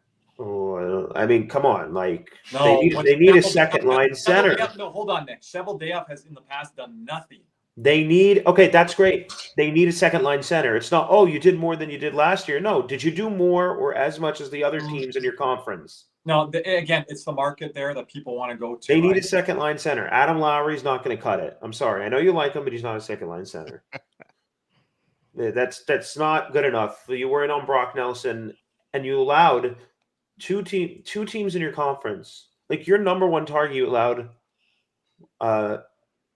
what's it called? Colorado to get. Mm-hmm. And now Dallas gets Rantanen. Tanev and Shen, those are good pickups, and they're not horrible losers. But based off, they haven't made a bigger move, and the other teams have. Nick, we always talk about this. The biggest move doesn't always bring you the cup. Okay, but you got to make somewhat. You're staying with Adam Lowry as your second line center. Mid-range moves that they're adding to a team that's in contention and likely could win the President's Trophy. Okay. Luke Shen's a bottom pair defenseman, and Brandon Tanev's a bottom six. I'm high on both of them. So great, but they needed a second line center, and that was the biggest need, and they didn't get it. So. Look at I've seen on my screen right now on TSN, D-Day winning acquisitions in 2024. Kyle Oposo, Andre Cogliano, Arturi Lehkonen, Barclay Goodrow with Tampa in 2020, Michael Delzato, 2019, Mark Streit for Pittsburgh in 2017. These aren't big names, Nick. Brad Stewart going back to 2008 with Detroit. Mark Recchi at the end of his career in Carolina. Listen, I like what Winnipeg did. I think they did a good job, but I think based off what other teams in the conference did, and if they don't make a bigger move, it is a slight loser. I still really like what they did, but Jamie brings up Utah. They re-signed Vamelka, so they kind of do that there. But I'm fine with Utah not making it. You kind of got to stand pat with where they are, battling St. Louis, Calgary, and Vancouver. There's only one spot really available, I would say. So what do you do if you're Utah? You don't want to sell, right, Nick? Because that's not a good message to your new fans. I think they just stand pat. Kind of what Bill Zito did a couple of years ago. Mm-hmm. So I'm fine. Two teams in our division that I will say are losers. Buffalo, you got to give it to them. They're going to get that every trade deadline. And then, again, I still don't know what Steve Yzerman's doing with the Detroit Red Wings, taking on another goalie that they did not need. Yep. Great points there, Banksy. And I'm going to, as Nick's kind of crapping on the Jets a little bit, I'm going to praise Ottawa here with bringing in Dylan Cousins. That's huge. And not just that, the subtraction. And I know we played the Brady Tkachuk video, but moving on from Josh Norris in that deal and contract. How much years does he have left, Nick? Is there 4 years left on that? 5. Well, so, yeah, to Banksy's point of Buffalo being a loser, I'll add Ottawa in the winners column on the Dylan Cousins move. Because Ottawa didn't have a lot of money there, Nick. They had really no money. I think they are below $800K or something for deadline space. So they're able to move Norris out and bring Cousins in. I think that's going to be a big win for Ottawa. Real quick, let's I kind of want to show Rantanen was actually on with TSN. Let's hear what he had to say prior to getting moved.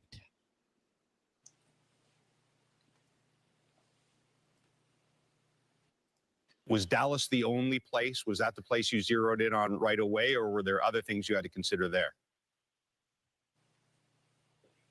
Yeah, well, I think it's probably hard to just single out the one team, So I wouldn't say it was just one team, but it's I think just the fit is obviously you look around, you try to your situation and see what's best for you. That's what I was kind of doing for a month or so, and trying to think about everything, but yeah, just to fit in Dallas, and really excited to be part of the group. It's a great team, and they've been successful last couple of years. So hopefully I can jump into that and help the team.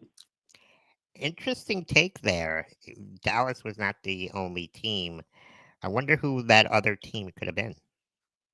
Well, we all know that online and social media. If they could have played that back in the day before the big social media boom, then he could have got away with saying that, and everyone would be like, really? They weren't the only team. But I think everyone was aware of that, how news is deciphered now. So Yeah. he's honest and transparent there, Banksy. I think he was either going to the Finnish capital, which is Sunrise, Florida, or he was going over to Dallas. It was one of those two. It was just going to be a culture fit and what he was looking to accomplish. A lot of Finns over there in Dallas as well. So we got something on there for Fabs. Which team that has been quiet are you most surprised that hasn't made a move? To me, that's Vegas that I mentioned earlier. Vegas. To me, maybe New Jersey. Potentially. Yeah. What's LA done? Yeah, that's a good one. Kuzmenko, that's it. Yeah, that's not enough. That's not enough. Like Nick getting on Winnipeg, I'll get on LA. What are you doing? Like, isn't there holes to fill there? What happened with all the Brandt Clark talk there too, Nick? Things that was going on that accord. Goaltending's been all right this year with Kemper. You wonder if they could address that or shore that up a little bit more. So things there in LA, I would say, for sure. I kind of said this, Carly. Good point. This was before the injury, though. I wasn't too impressed with New Jersey, and I wouldn't be surprised to see them drop, maybe possibly to that wild card. So we'll see what happens. There's still a few weeks to go. I think they're going to drop out. I don't know what this means. Vegas Golden Knights Twitter. Hi. That's all it said. No. That's all it said. And I think that tells us everything we need to know. My gosh. We're about 8 minutes left, boys. My gosh. Gentlemen, 8 minutes left. And Banksy's like, oh, fuck. Just give me, I'll just give you the Cobra right now. Oh my gosh, that might have been. We got to clip that. That's awesome. Oh my gosh. Oh my gosh, that was. Man, I wonder who they're looking at. Erik Karlsson, Kirby? Oh, please take that man. They are live. It shows on X, so I don't know what that means. We'll see. Gary Lawless, the former Winnipeg Jet reporter. Here we go. That's the tweet that Nick was talking about. Bye. Here we go. It's like that meme that's going around. Hi and goodbye. Come see our. Oh, you know what gift for meme I'm going to add there, Nick, right now.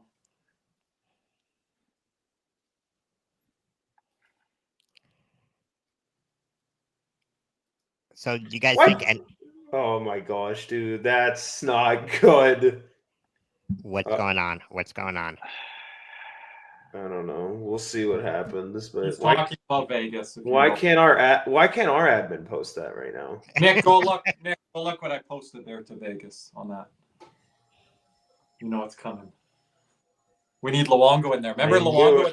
That would have been a great reply. Just have a picture of Luongo at practice today.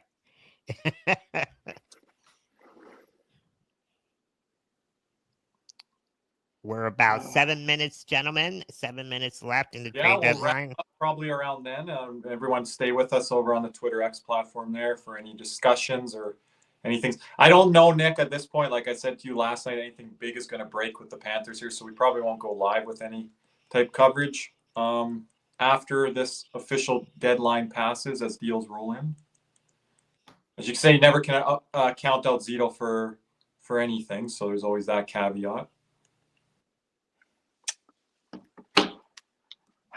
I think I'm just gonna be quiet because, they're gonna bomb this trade deadline. Who? Vegas. Vegas. It's kind of Watch. They get Marchessault back or they get Stamkos. let's look at all the replies here real quick. I love it. That was mine there. Should I reply? It probably wouldn't be the nicest thing. Oh, would it? Oh. Locked On Senator says go away. Go to the party, pal. There we go. I love our Panther community here. Kirby, take a look at what I just said. Babs is in there. You might want to refresh, Caesar. All right, let's see. I love it. I love it. I don't see yours on there yet. Luongo has to tweet You'll something. see it. You'll see it. But Luongo might be busy just stretching. He's probably stretching after practice today still. And then hasn't refreshed his phone. What the hell?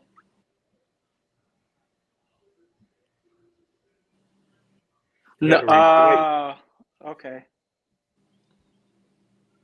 I could see that. Ooh, you think? Possibly. Interesting. You might want to refresh it again, Caesar. Nothing yet, man. Nothing yet. Oh, that's weird. Anyway, I guess. Well, Kirby's is gone too. So. Jason Demers, that's my favorite Panther defenseman of the past, Nick Knocked. Says the Florida Panthers are a problem. You said that last night. Yep. Last night.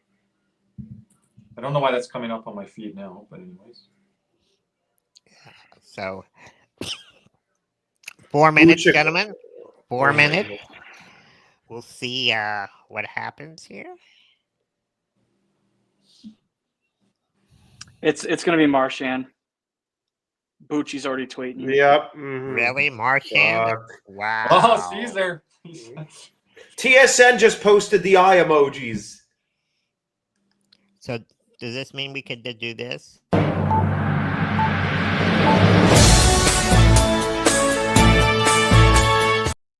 No, because it For doesn't.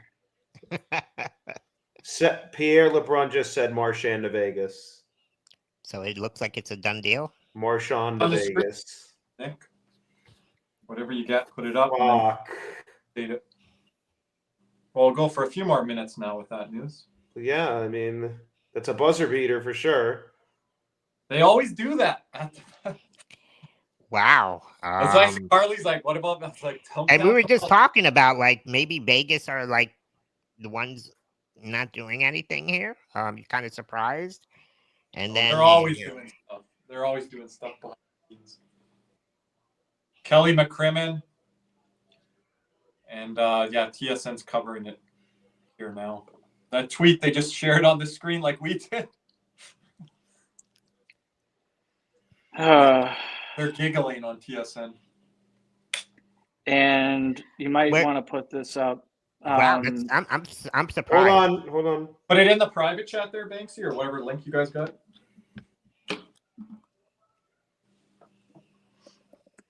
And Caesar will have it, Banksy. Good operation today, guys. Good job. Yeah. Great. First time doing this, Go ahead. Run it, Caesar. All right. Here we go, gentlemen.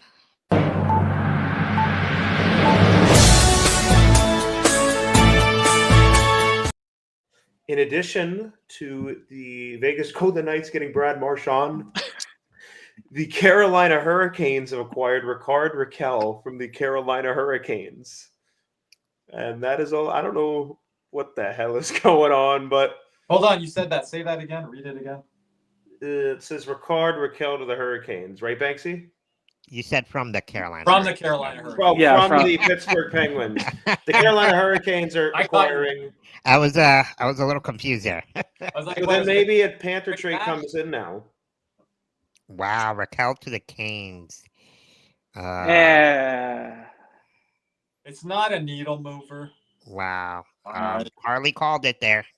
Marchand would have been fun. So are we gonna make a move?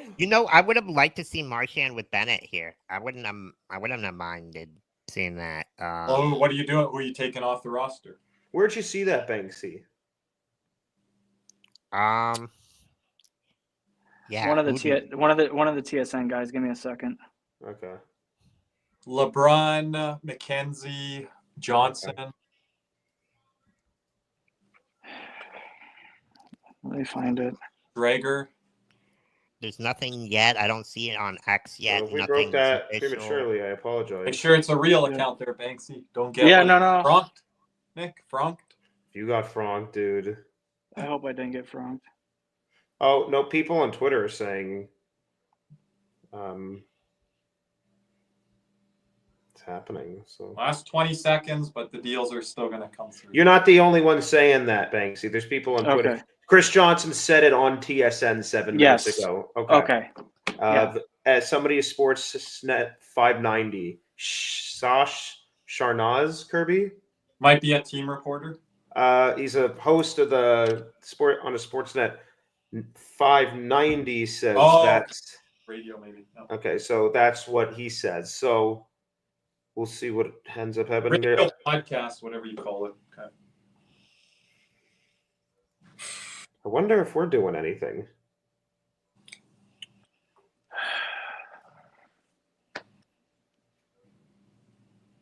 Nothing yet. Deadline has officially passed. Again, deals will come through. So, what salary is going back to Boston? Who the hell knows? Doesn't look like Florida's going to do any deals unless any last minute paperwork is done here. But it looks like Florida might be done. Well, I haven't. Out to you there. I have not seen any white flags saying that they're not doing anything. I haven't seen George. I haven't seen. Yeah. They're staying quiet, so that must mean something. I don't. Because usually, Kirby, like if they make a trade, then they're like, oh, they're done for the day. Like, probably Zito would have called the press he would have conference. said that too, like Jameson or. Well, Zito probably would have called the press conference early too. So I have no clue what's going on. Because he's done that every year, hasn't he? In recent memory. Yeah. I wonder about last year, Banksy. Mm-hmm. Interesting. Is he going to say he was so busy he didn't reach out to the media to give them that message earlier? Or is he? Because we heard from Elliot Friedman, Zito didn't want to get back to him after the Jones deal, and he got Kyle Davidson on the phone right away. So you never know with Zito what's cooking. Yeah, he's not media friendly. Brad Marchand to Florida. Elliot just said Brad Marchand to Florida. I'm not even fucking around. No. Oh, Nick does what this the with fuck? Us. He does this with us. Check.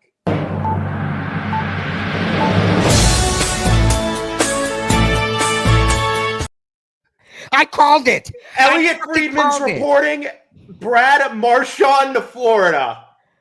Get the fuck out. Get the fuck out. What the fuck? Well, everyone listen. I was ahead of you guys on this part. I was a Brad Marchand. Hold on, Caesar. Hold on. I was a Brad Marchand fan this past month with Team Canada. Now you guys get to be. Hey, didn't I say? Wouldn't it be nice just a few minutes ago? A lot of you guys don't like Brad Marchand. A lot of you guys, he's at the top of your list. My top of my list is Pat Maroon, all those guys. Let's fucking go. Let's fucking go. Caesar, his number one most hated was Brad Marchand. Ain't it correct there, Caesar? Oh my gosh. Caesar's going to have to change his tune pretty quick. What the fuck? Dude, holy shit. Hold on, I gotta. What? I'm shaking right now. Process this. Holy shit. Who did we give up, though? Where? All right, guys, let's take a deep breath. All right, guys, have a good day. Well, we're have a good day. What do you say all the time, Nick? See you guys later. Did we just outdo the Golden Knights? Have a good night, folks. Hey. Oh, good point, Banksy, that they were in on him there. Unless they're talking Brock Besser. Brock Besser's fucking done. Zito. Fucking Zito. I fucking love you. Holy shit. Wait, you said Brock Besser's done? Like,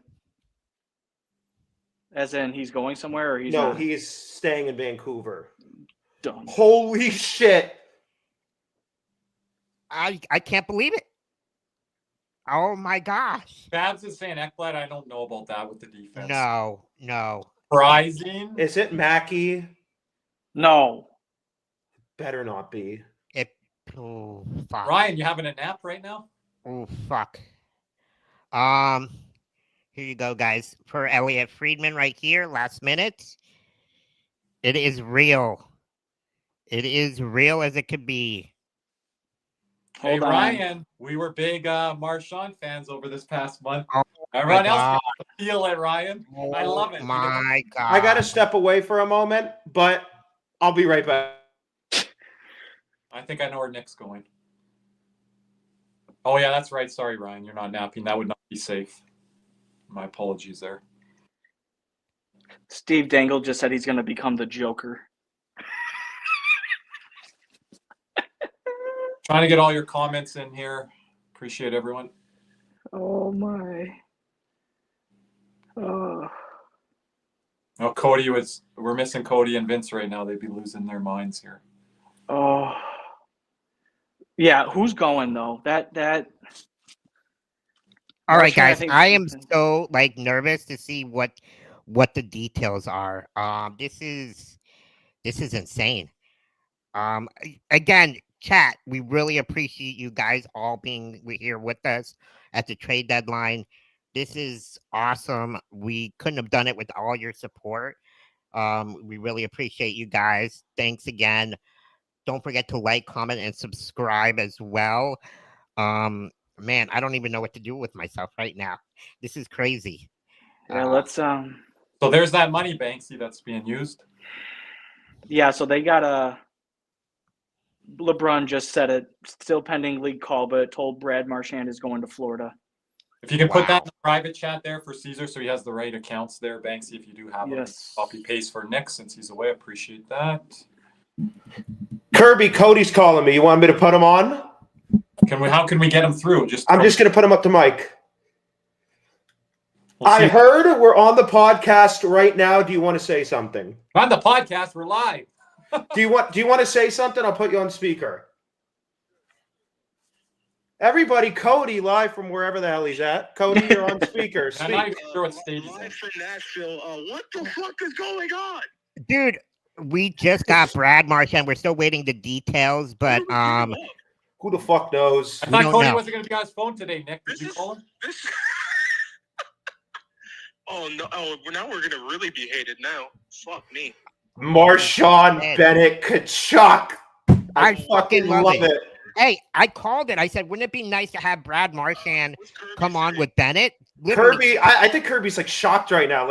He doesn't. Kirby's fucking shocked. He doesn't even know what to say. Tell him I'm thinking back to with Team Canada. That's all I got right now. An hour ago, LeBron said, "Oh yeah, he's gonna go to Vegas." I'm like, oh damn, out west. Tell Cody, the biggest fan I've been of Brad Marchand in his entire career. That's the only way. Marchand entire career was this last month. It's the only time I ever really liked him. So I'm kind of back to that mode. So anyway, is there anything else you want to say, Cody? Carolina's fucked. Let's fucking go. The front runner for the Stanley Cup. That's one. I don't know about after our move right there. Well, maybe not. Well, I think they're my favorite out west now. Elliot Friedman has confirmed Brad Marchand is headed to Florida. Put that up on the screen or anything there. Yep, I got you. Yeah, we need a big old banner. Anyways, all right. Have fun of the live stream. I just had to call. All right. Take care. Have a safe trip, Cody. So Kirby, that was holy shit. I'm happy we stuck around. Oh my God. So where do you consider that, Nick, as big move? It's a big name. What does Brad Marchand have left at 36 years old here? 47 points on the season. Will be a UFA at the end of this as 25-26, right? So one more year left on his deal? Who knows? No, he's a UFA. He's a UFA? Okay.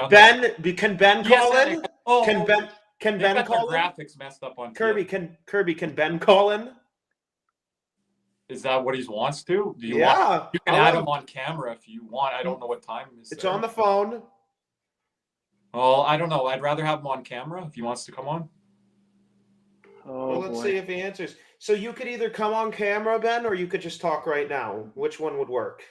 If it's just on the phone, it's got to be quick. Okay, come on camera then. Bye-bye. We just said fuck the formality now, okay?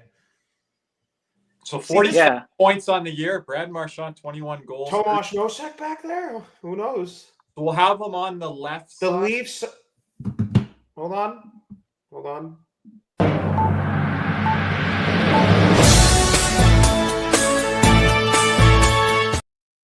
The Leafs have acquired defenseman Brandon Carlo.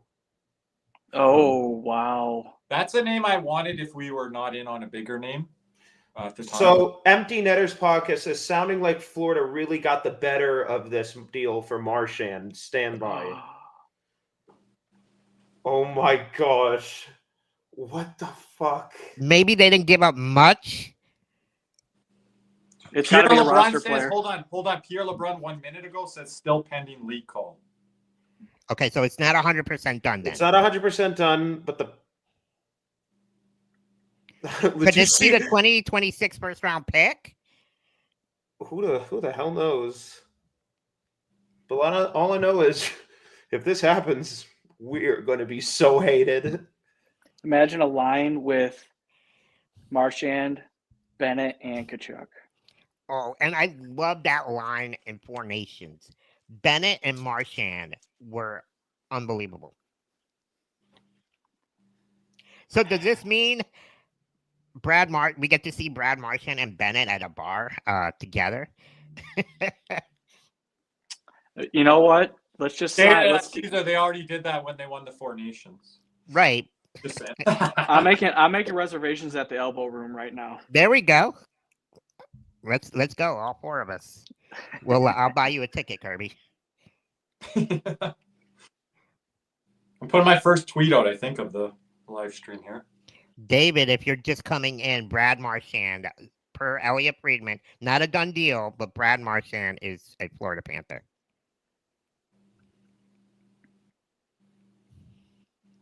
Wow. Really appreciate everybody in the chat. Thanks for following us. Thanks for being with us today. I've had so much fun today with you guys. This is something I've always dreamed of. So yeah, I really appreciate everybody's support. You could have gone anywhere, listened to anybody, hell of a lot better than me. Than us, I know. Than us, right? But we really do appreciate it because for years. It just makes everything so much better. And I want to thank Banksy taking time out of his day, Caesar, Kirby, wish Cody and Vince could have been here, but really does mean a lot to us. So Carly in the chat, thank you for helping us. Ryan, the moderator, thanks for helping us. You know, this is just like a team. We all work together. We couldn't have done this with each and one of you. So we really appreciate that. And Kirby, can you send Ben the link? It'd probably be easier if you were. You know what? Hold on a minute. I think I can do this because I had to. Gentlemen, yeah. Go ahead, Banksy. Banksy. No, he So Marchand is at 6.1 million, and we only had 4.1. So somebody with at least $2 or $3 million has got to be going back. I don't know who, but if I had to pick, anybody, or do they retain part of that contract? Possibly, but if I were to be a betting man, it's probably Erod. Yeah, I would get that. Kirby, one more thing. Maple Leaf fan Ryburn wants to join. If he no, not Erod. That's my guy. I don't know what's going on there, Nick. I'm not caught up on everything. Whatever you can do there. Oh, and Colorado is bringing people back... can join in the text chat. It's going to be hard to add everyone. Colorado is bringing back Eric Johnson. Oh. So feel good story there. And the Sens. Hold on a minute.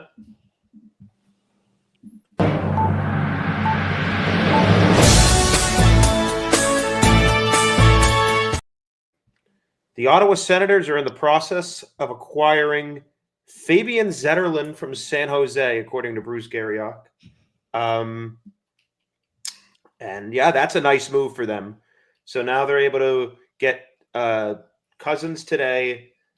They bring in Dennis Gilbert for a depth defenseman, and I really like the move for Zetterlund. That is an excellent move for them, I think. So San Jose continues to sell. Young player, 24, 25 years old. We're trying to get the yeah, that's it right now. Plenty of other trades coming. Ben, we got Ben here. This is insane. Wow. Like, what is going on? We don't know. We were all just talking about what was going to happen. Per Bleach Report, it's even on here. I just got a notification. Brad Marchand to Florida pending trade call. Holy shit. Like, I hate this guy, but I'm then gonna you fucking love him now. Right? I'm gonna love him in Dude, a Panthers jersey. Was he the most hated with Caesar? Because I remember both. I think it's both. You say you guys hated him the most. Is that true, Ben? Was that on your list? Most hated? I had Tampa. Yeah. I'm right. I'll be right there and say it. I'm not gonna. I don't know. We've always got the better of him. Look at what Money Montour did to him there last year. You know. I hate the guy, but I know I'm gonna love him in our jersey. Yeah.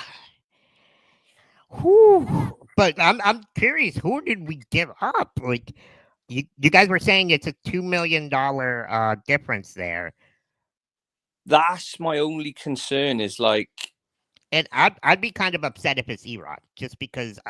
Well, you guys are always upset when you lose players. Nick, talk them through this. Nick, talk them through their feelings. Nick, so I'm just in shock right now because fucking didn't Chris Johnson or Pierre LeBrun just say that he's going to Vegas? That's where I was like when you got, because I've been watching the whole thing. I said it. Going to Vegas with those with that high on their X, and then minutes later we saw Pierre LeBrun say Marchand to Vegas. We weren't sure, and then Nick comes on here saying Elliot Friedman, Marchand. Well, guess what, Vegas? You have to delete that post if that's the case. I'm really Ryburn. Yes, I'm with you, Ryburn. Ryburn, as a Leaf fan, it's a good take from outside the fan base there. So I know what Erod did for us last year in the Stanley Cup final, but you have to, if you're acquiring players, you have to move players out. Fans don't want to move Mackey. Fans don't want to move Erod. Fans don't want to move Lusto, right, Ben? You got to move someone. Yeah, like feel if you're going to say no to every name, right? The thing is, hold on, Caesar. So, like, the thing is though, with like, as you know, Kirby, I've been saying for years, like the guys who were like in Panthers jersey, I love them all, but this is part of the business, and you kind of got to give up somebody to bring in somebody of that caliber. Can you imagine how much of a nightmare we're going to be to play against now? The second line is just way more ferocious. It's just insanity. Mm-hmm. Like, those guys on the ice will be an absolute nightmare. It's not like watch out for Ben or watch out for Kachuk. It's like you got to have your head on a swivel with all of them. Providing that we haven't given up Bennett, because that could have been a real thing, because obviously if he's going to be going in the off season potentially anyway, they could have said, well, Boston okay, would look to extend him. Yeah, exactly. Yeah. And like Bennett is the type of guy that they'd want in Boston. Yeah. Oh, sorry there, Caesar, go ahead. So what I was saying, getting this, does potentially having Rodriguez part of the deal. This isn't for sure, guys. Don't quote me on this. But if potentially Rodriguez is part of the deal, is this because shedding some of that salary cap for next year's free agency, opening up that maybe for potentially signing a defenseman in the offseason? Because Brad Marchand, this is his last year on his contract, right? And what's his kind of payday going to be if he wants to get re-signed? Is he going to retire at the end of the year? That's what I'm saying. Like, maybe is this like people are calling me right now? Everything's messed up. Just stop getting a hold of me, everyone. Stop. Nobody call Kirby. Don't. That's why we're live, guys. Please. Baseball Ryan. I might have to back out here if you guys don't got me. No, we got you. Can you hear us? I would prefer not to move anybody off the roster personally, especially like you got a utility guy like Rodriguez. I mean, I think that would be we'll see, but I don't know how much. I have no clue, man. I'm just like in such shock right now, and it's like I saw the tweet from Elliot, And I'm looking, I'm like, this better. I had to look 3 times, Banksy. I'm like, this better be real. Like, I'm not about to go say this. I'm like, if I get freaking wrong tier or freaking Darren, whatever the hell the parody is, I was Trager, whatever. And I saw that, and then it says I clicked on it, and it showed HNIC and everything else. I'm like, holy shit! Like, this is unbelievable. Wow. I still don't know what to say. I'm shaking. I didn't even think he was going to be. I didn't even think he was going to be like traded. Yeah, we talked about it in the beginning of the show, right? Like, and now is this a guy that you don't see leaving Boston unless it's like his last year or go to the West? Now Brandon Carlo, Justin Brazeau, Trent Frederick, Charlie Brad Coyle. Marchand, and Charlie Coyle are all gone. That means they're done for this year, right? They're done. Yeah. They've been done since the first game of the season, boys. We finally beat them off after 2 years of I think they've ruining been them. done since 2 years ago when we beat them in overtime. Carter Panthers play Boston on Tuesday. Really? In Boston, right? Yep. Oh, But he may as well stay there. We'll meet him there. He's rehabbing his injury there. So if that's all we're giving up there, Jamie, that's a steal. What's the report? And it could be because somebody's saying that who was it that said that Florida looks like they won the deal? It was Empty Netters. Okay. Podcast. They're pretty connected to Florida, or have some connections. Great job. I love this fast. Guys, I'm going to let you carry on with your live stream. I just wanted to give you my live reaction of this because this is absolutely insane. I'm gonna start to have to love him now, I guess. There we go. Yeah, I mean, I don't know the whole rat thing, the whole marketing team. They're going to be. Oh, he's still a rat, but he's our rat now. So let's go.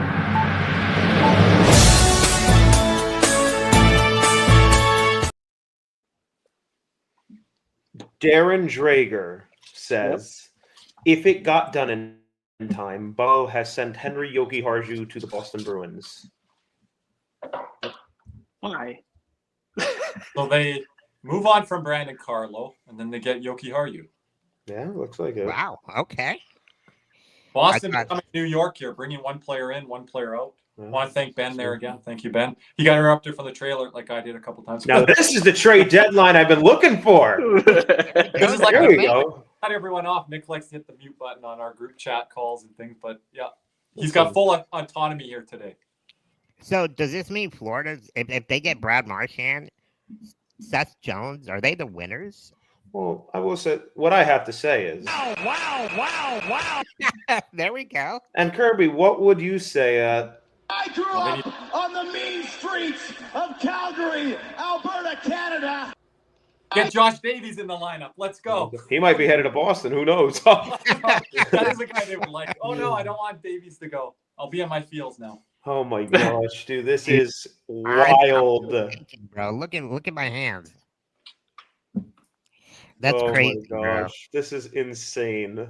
I can honestly say, like, I'm privileged to share this moment with you guys, being a longtime Panther fan. Things like this jack me up. They really do. We've had these moments, Nick, since we started 3-4 years ago. It hasn't stopped. Yep, it hasn't stopped. First time I ever hosted post-game shows Yep. that Kachuk trade. Crazy. People were sleeping in bed, not this guy. What a great time to be a Florida Panther fan, right? Yeah. Golden age. Now we just wait for the return. Now we just wait for the return. They can't call us losers anymore. So what is Vegas doing? Why did were they just saying hi? Like for real? I don't know. They were live on X. I didn't even go on their page. So you think that's the Marchand thing, Banksy, or is it more Besser or something else though? No, Besser's staying put, but I just wonder if they're being bunch of jokers are just saying hi, letting everybody freak out. Just the admin page, not some from the management side. It might be the kind of like a troll. Yeah. They might not get in trouble because it got engagement, but you know. Yeah. But it's funny how we talked about. Usually Zito says, "Hey, we're done for the afternoon," or it's announced, and it's all quiet, and then 3:00, bam. Literally, I think it was like 3:06, 3:07. Well, that's what we said here. That's why we didn't get that tweet, right, Nick? That business is all done. Right. That must, well, no shit, right? It's like. No, but I'm just saying that. I know, right? Like usually they would send it out. They would probably say, "Here's the press conference scheduled," and looks like something was happening, and that's crazy. I mean, that is crazy. As you guys might expect, Steve Dangle is not taking this news too well. He's the Joker now. Yeah, this is what he said. He's gonna go insane. And if to see what Boston fans in Florida feel. Caesar, do me a favor on your Twitter page, share the screen, and go to the Sportsnet Twitter page to just take a look at some of the reactions on Sportsnet from this news. Bissonette. So Nick, Marchand looks good in red. Then we already know. Yeah, he does. Well, get out of here with that. He didn't look weird. He didn't look weird to me. So. On the Sportsnet's page, right? Yeah. Oh my God, you guys got to see this. Holy crap, I love it. I love it. I fucking love it. I fucking love it. Look at his face. Look at his face. Oh my God. Oh my God. This is fucking epic. I had it on TSN, so I missed that. What in the world, man? Oh my God! Oh my God! They're interviewing Kaplan right now from ESPN on TSN, probably about Marchand, and then I have a question. Deals over there on sports. Where does this rank all time in shocking moves?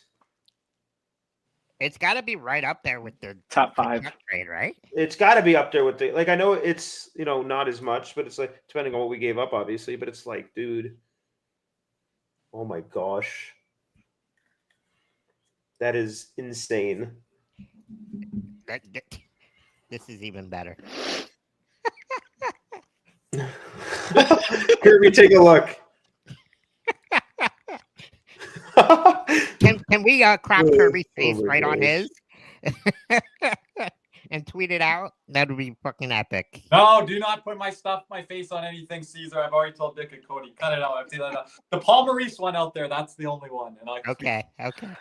It's We're still waiting to get the trade details if it is official. Elliot Friedman said it's happening. That's what he said. So I don't know. Guys, you guys got to join me over on YouTube here. My Panther Parkway buddies are saying that they're hearing it's Lundell. If it's Lundell, I'm gonna scream. There's no way it's Lundell. No way. And then they signed Bennett. Like, oh my that would be some WWE back room. What happens to the fans in the room then? A lot of stuff that would be crazy, Banks. They just signed Lundell. I know. I don't know on that. Don't get too worked up yet. I know. Yeah. I think I got trolled by that. That would make sense to me with Lundell because of the window. And you have to have a cutoff point of what type of player you give. Erod Lusto, that's different than Lundell. Oh my gosh, dude. I am not happy if Lundell is the move. Me either. That's different than Mackey. That's different than Erod. That's different than Lusto. It's different than Devine. That's why I'm scared because I'm seeing it on Twitter. Not like from anybody official, but I might change my mind about. Understand how that would make sense down the middle of the ice now and the future. Real quick, WWE meme. I wonder if I got trolled by. I mean, it doesn't. No, it looks like. But then why would they say that Florida won the trade? I don't think they would say that. Pierre LeBrun says Brad Marchand going to Vegas. And then he tweeted, I have no clue, man. I don't think I got trolled by this dude. Yeah, no, this guy seems he's just saying what he heard on TSN. If I got that wrong, I apologize, but who knows at this point? Yeah, there are gonna be a lot of fake things out there. I think people jump in the lead here. Yeah. That's why don't jump to conclusions, guys, on chat. Let's see what really ends up happening. I don't like that if it's Lundell then.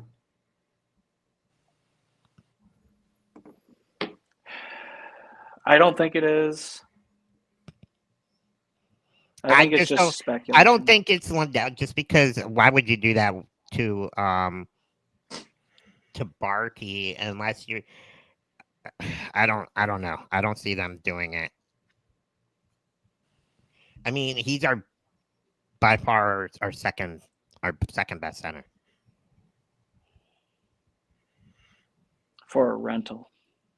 No way. I don't think if Marchand wasn't at the end of his career, Banksy, you can debate that, but still it wouldn't really add up to me. But yeah. I was gonna say I guess it would. Does that mean Marchand had 8 years left? Does that mean Lundell was being shopped in the Rantanen deal? I was gonna say that. I was just gonna ask you guys that. Do you think Lundell maybe Carolina didn't want Lundell on that deal? I think they would. Yeah, that's a number 2 center. I was gonna say, isn't that a better deal than what they got from Dallas? It would be if it was Lundell, I would say. I honestly don't think it's Lundell. I hope it's not Lundell. Again, guys, this is all speculations. Yeah, speculation. So we're all just trying to process it here. Gosh, this is all like a roller coaster here. I'm watching all the replies from Boston fans losing their minds right now. Not only do we take away their best season in NHL history, beat them again in the playoffs, and just dismantle that franchise. It's crazy. It's crazy. Thanks, Nick, for breaking the news when we were talking about it there. Man, unbelievable. People are yelling at me in tweets. What did they give up? I don't know. We don't know. We don't know. It's use your indoor voice, Nick. Fraser Mitten is going to Boston. Oh, they gave up in the car. Oh gosh, that does not mean good news. Oh, if they gave up Fraser Mitten for Brandon Carlo, what do you think they gave? Meltdown. It's not Cowan, but still. Oh my gosh. So what does that mean? They gave up for Marchand? I don't know. I'm not going to speculate. I keep hitting refresh on my Twitter, guys. Here's the thing: Marchand would be a rental. Carlos still had 3 years on his deal, so I don't want to trade Lundell. No, I don't either. I hope it's not. I really hope it's not, especially for a rental. This guy's 37. But Caesar, who would you give up? No one. Rodriguez. You would? Okay. Yeah, I would. I give up Mackey before I gave up Lundell, I think. Yes. Yeah. Now we're all just anticipating and anxiously waiting. I'm hoping, if you have to throw names out, I'm hoping Divine plus something. Maybe. Fine with that. If it's Erod Divine, I guess. Look at that, guys. That's Brad Marchand right there in the Panther jersey from Bleach Report. Please tell me we're done now. I don't want to make another trade. It's all fun and games. Please tell me we're done now. Okay, enough. Oh, Dave Portnoy tweeted. Oh, no. Oh, man. What slice of pizza does he have in his mouth? Who knows?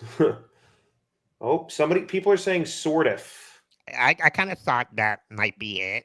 So that's a name, Nick, you've mentioned this week. Mm-hmm. Not going to the coast that I was indicating to. No, but the actual opposite side. Is that sort of, to the people in the chat, is the sort of thing speculation, or are you seeing that? No, it's It's speculation. There's It's been no. There's nothing. I keep refreshing my X page. There's nothing here yet. Oh,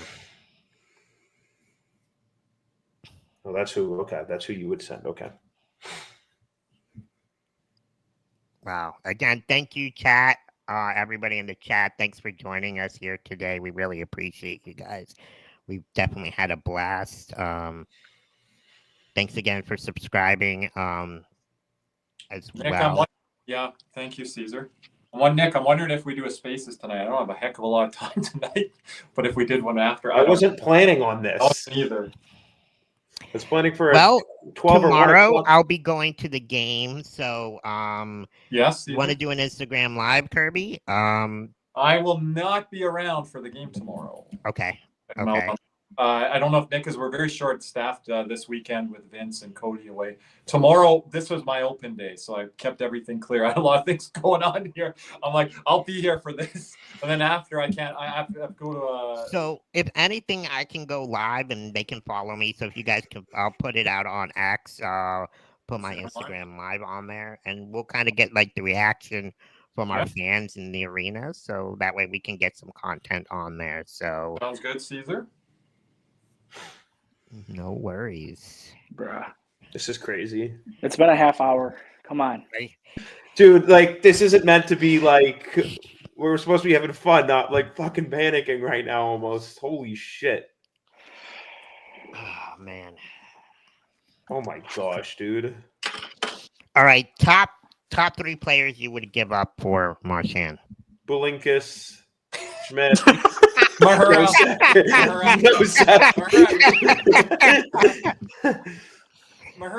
Mahura. Gustav Forsling. No, Nick's not going there. I just like saying his name. Nick would say that for a young Marchand. Nick, I don't know. You would lean? You would lean? No? Maybe. Who knows? But yeah, this is interesting because of what each Marchand's at right now. Yeah. Oh man, this is. Oh man, I'm getting a lot of text and calls, Kirby, and telling him I can't talk right now. I can't talk right now, bro. Come on. Oh, what the fuck? Now Pierre LeBrun's saying Raquel stayed put in Pittsburgh. Yeah. So apparently that was a pending trade call and it didn't go through. Oh, maybe the old Carolina didn't get anything. The old fax machine didn't go through. Okay, well we made some mistakes here. We apologize. There was a lot coming in at once, so we got some things wrong. Oh, sorry, something dropped. But we apologize for that. But yeah, not sure on that source there. Yeah, we're not too sure, guys. So that was. Yeah, that was Chris Johnson. Chris Johnson said it. So now they're getting it wrong. Chris Johnson said Carolina for Vegas. So then the Brad Marchand deal might not even be 100% true. Well, no, Elliot Friedman and others are now tweeting it, but everybody else on TSN was saying Vegas, Vegas, Vegas for Marchand. So we apologize, but we'll move on.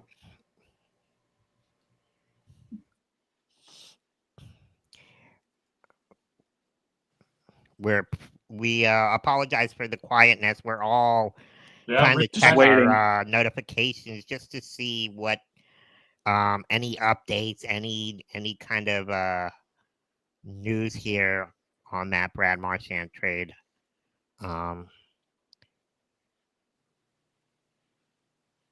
This is insane.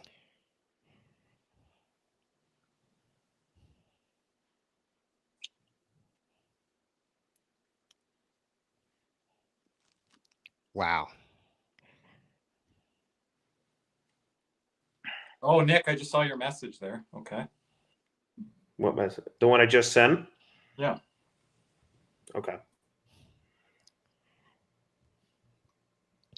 We appreciate everybody again for coming on and joining us.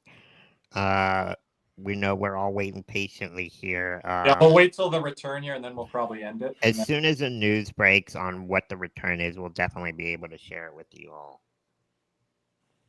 How's it going there, Cliff? Cliff, what's going on? No relation, by the way. that I know No, of. Cliff, I think, is a season ticket holder with the Panthers, I believe. Yeah, good friend of mine, Cliff. Okay. Really awesome guy to talk with. No Talk- relation. All these Levines. Sponsored by Anajar and Levine. Nope. Who was the other guy today? Minnesota beat reporter Levine, you said? Where are all these? Yep. So right now it looks like we're all just waiting to see what the Panthers gave up for Brad Marchand. We're all kind of on pins and needles. We're hoping it's not Lundell. This has been a crazy. I thought Raquel and Marchand were going to Vegas and Carolina, and then all of a sudden Raquel doesn't end up in Pittsburgh, and then we get Marchand. This is a great point from Scott. It could have been that maybe Brad Marchand had to deal with, or Boston had to deal with both, and Brad was like, "I'd rather go to Florida." It could be very well could have happened. Easier path to the cup. Cliff, I'm hoping this is true, but we don't know because there is a $2 million difference there. So that's what has us, unless Boston retains some of that money, we don't know what ends up happening here. If we don't get the return by the what about Luosterainen? Maybe that's another guy we didn't really touch base about.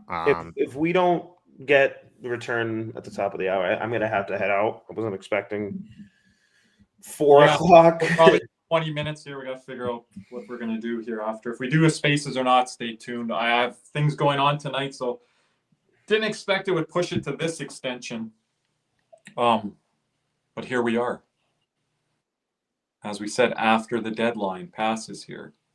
Yeah, because this could go all night, Nick, couldn't it? Like, look at what happened with. Yeah, there were trades going up till 5 or 6 o'clock last year. Very weird that it's right. Like that's how it's kind of played out here. Because I don't remember that in past deadlines. I could be wrong, but some people are telling me last night they're going to stay up. I'm like, I'm not. I'm getting up tomorrow to do this. I'm not seeing the return from Dallas on Rantanen. Yeah, I mean, this is ridiculous. Etu is an important role player there, Cliff says. But remember who they just brought in for the PK? Nico Sturm. So there's that role placement there. You have Etu on the wing that you're really overpaying to play the wing position, Nick, versus playing down the middle of the ice. So again, there you have Nico Sturm. There, what's going on with Ben and Ekblad at this point on extension talks? We don't know. I don't know. Were we hearing anything there? So I have no clue. I will say this. Let me see what happened. Hold on a minute. Keep talking. I'm just seeing something real quick here. Want to make sure something. I'm just in the chat. How's it going, Zab? Zab given the $3 million. I would want to put, if Lusto stays with the Panthers, I would like to move him next year to the center position. If you're talking about life without Bennett or to that matter, I would put Lusto back to center. You've got Nico Sturm at that 4C spot, so you can still kind of build down the middle of your ice. It would look a lot different without Bennett. Yeah.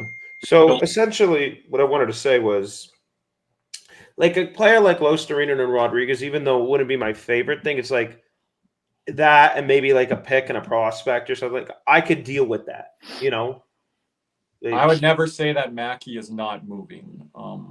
Just from some of the comments here, that would be a name discussed. Mm-hmm. A lot of people would say Lundell and Knight are never moving. Look what happened. So I would not put him in that category.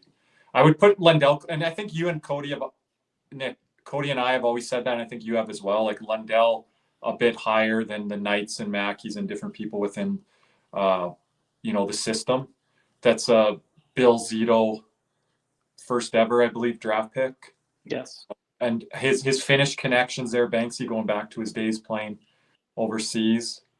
So I think there's a lot more when it comes to meet the eye there with Lundell and what the organization thinks of him, given that extension that they really didn't have to give him in the summer. Correct. That's the thing. With the Knight thing, they were dealing with the offer sheets and the other things like that, and the goaltender of the future.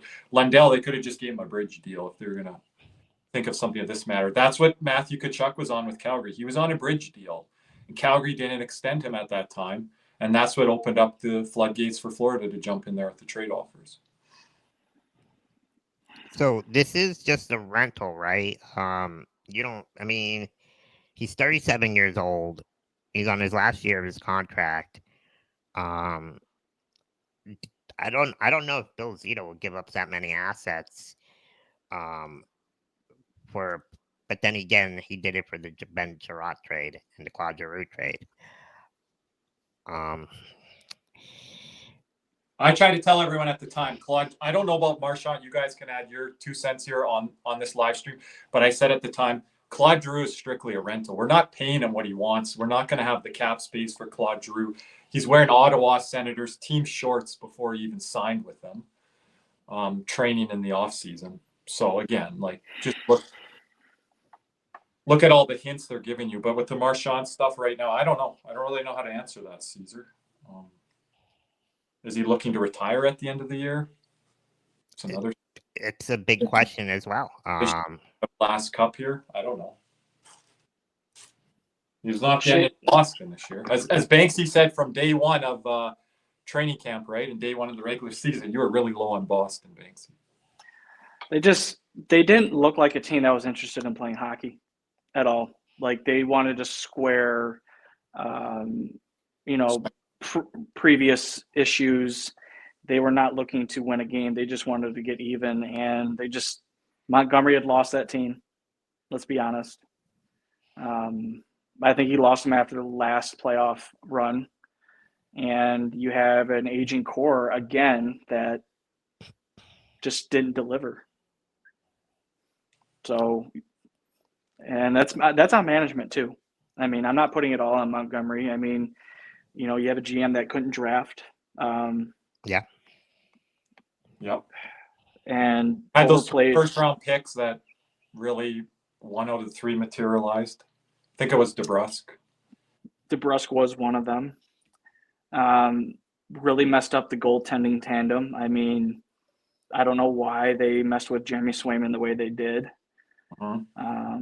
If anything, they have nothing now. I mean, they have Pasta and McAvoy, but Swayman. I just have a quick question. So there was a 3-team deal with the Saravelli just posted with the Leafs, the Bruins, and the Penguins. Penguins got Connor Timmins and Connor Dewar. From the Penguins, the Bruins got a Toronto first-round pick and Fraser Minton, and the Leafs got Brandon Carlo. There's retention involved. I wonder if, just hypothetical, do you think Yoki Harju is like a retention thing, or do you think he's just going straight to Boston? It really depends on I don't know. Like, I don't know what Boston could have given them for Yuki Haru. Yeah. Now.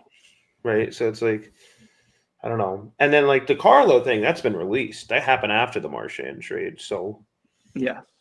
I don't know what they're going to, I don't know, man. Like, they're making us wait an awfully long time here. What's it been? 45 minutes? For 13 minutes, guys, and then we're out. And then you won't see me for the rest of the day. So. I'll see you on Spaces. I don't know. We're going to have some calls here we got to deal with. I got some other things to attend. We'll see. Oh my gosh, this is crazy! Right at 3 o'clock. Maybe they can give us a return late tonight, Nick, and then we can. Well, I'd like it better than that. I know. I'm just saying, we're joking around, but. Oh man, I don't know what I'm gonna be doing with myself until this return happens, man.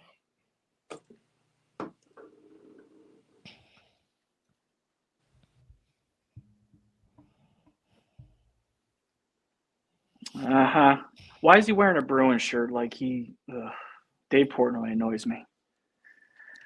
Anybody on Lundell's social media get any updates there? Let me check. Scoop. He's on Instagram. But...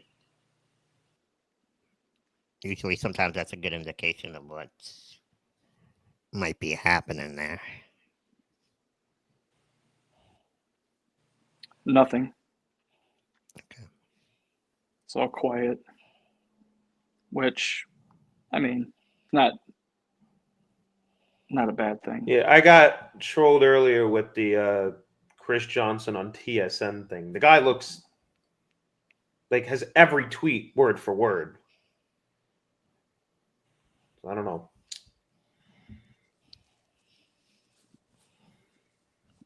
Shea Weber got traded to the Blackhawks payroll.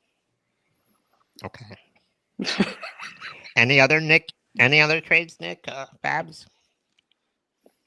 Banksy? Or Banksy's, I'm sorry. My bad. No, you're good. Babs on your mind. Yeah, I'm sorry. My mind's all messed up right now. No, if it's going to be picks and a prospect, I'm fine with it, but it better not be Lundell. Yeah, that's.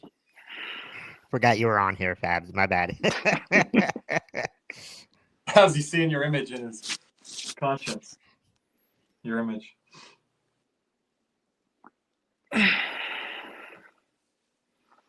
You think TSN's going to get Brad Marchand on the phone?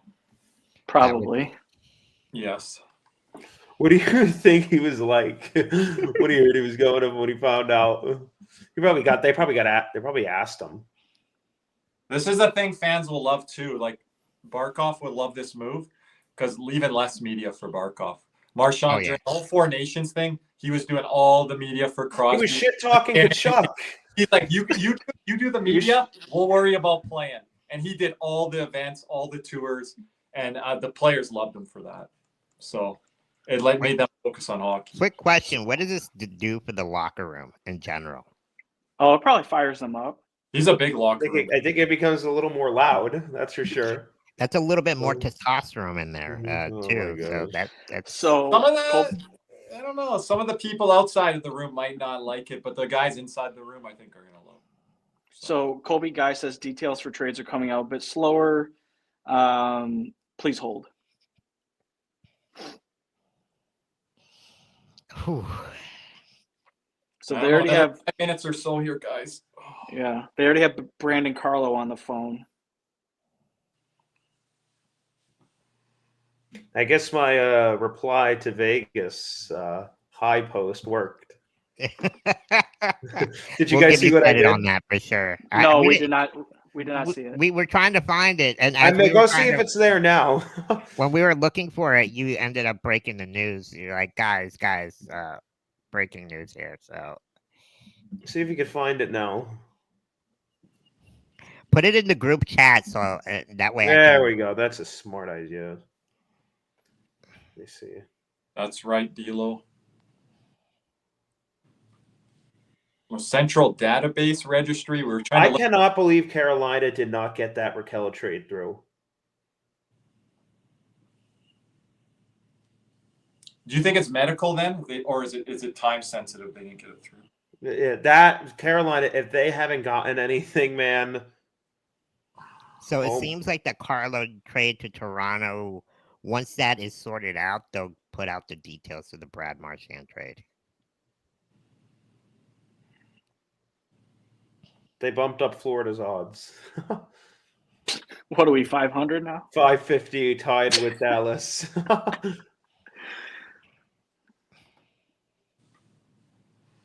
right.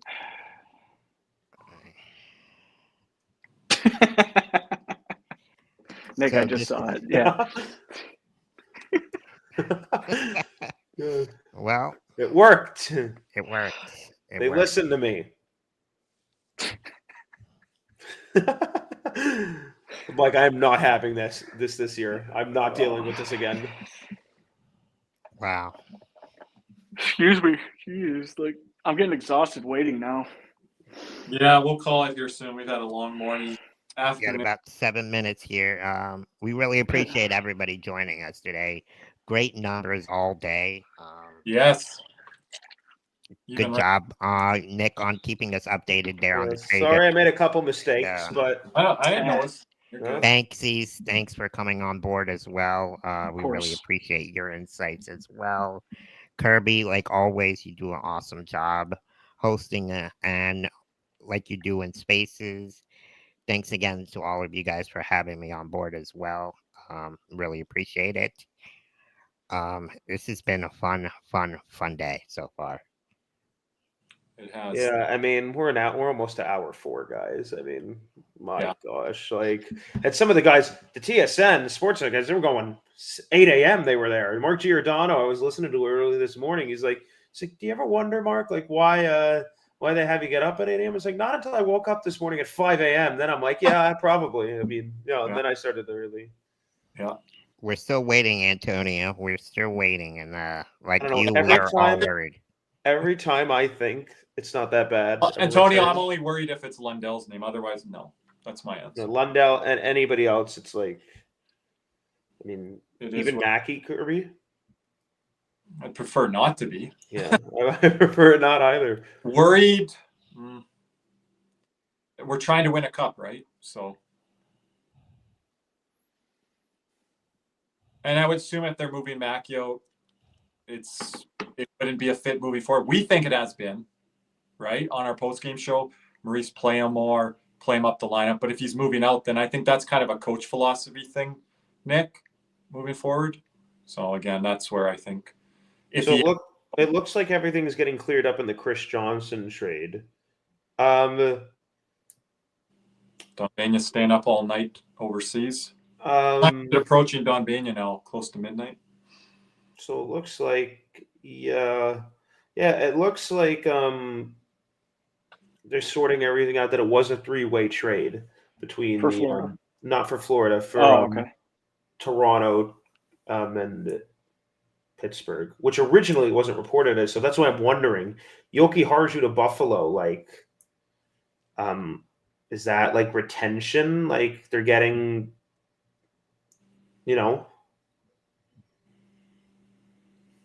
I wonder if it's a 3-team deal. Guess I'm in the minority with everyone worrying. Again, I'll preface it with Lundell, but I'm seeing everyone like full on panic mode on Twitter. But that doesn't surprise me, Nick. Yeah. Dom Lachuzin, yeah, he doesn't want it to happen. Yeah. And because we haven't done this in a while. Thordeff, Benning, draft picks, Devine, Lusto, Erod. I don't think Lundell. I mean, I'm really wondering, like, him going to the Panthers, I mean, makes me wonder what we gave up, right? Thank you, Antonio. We really appreciate that. Thanks for coming on and joining us as well.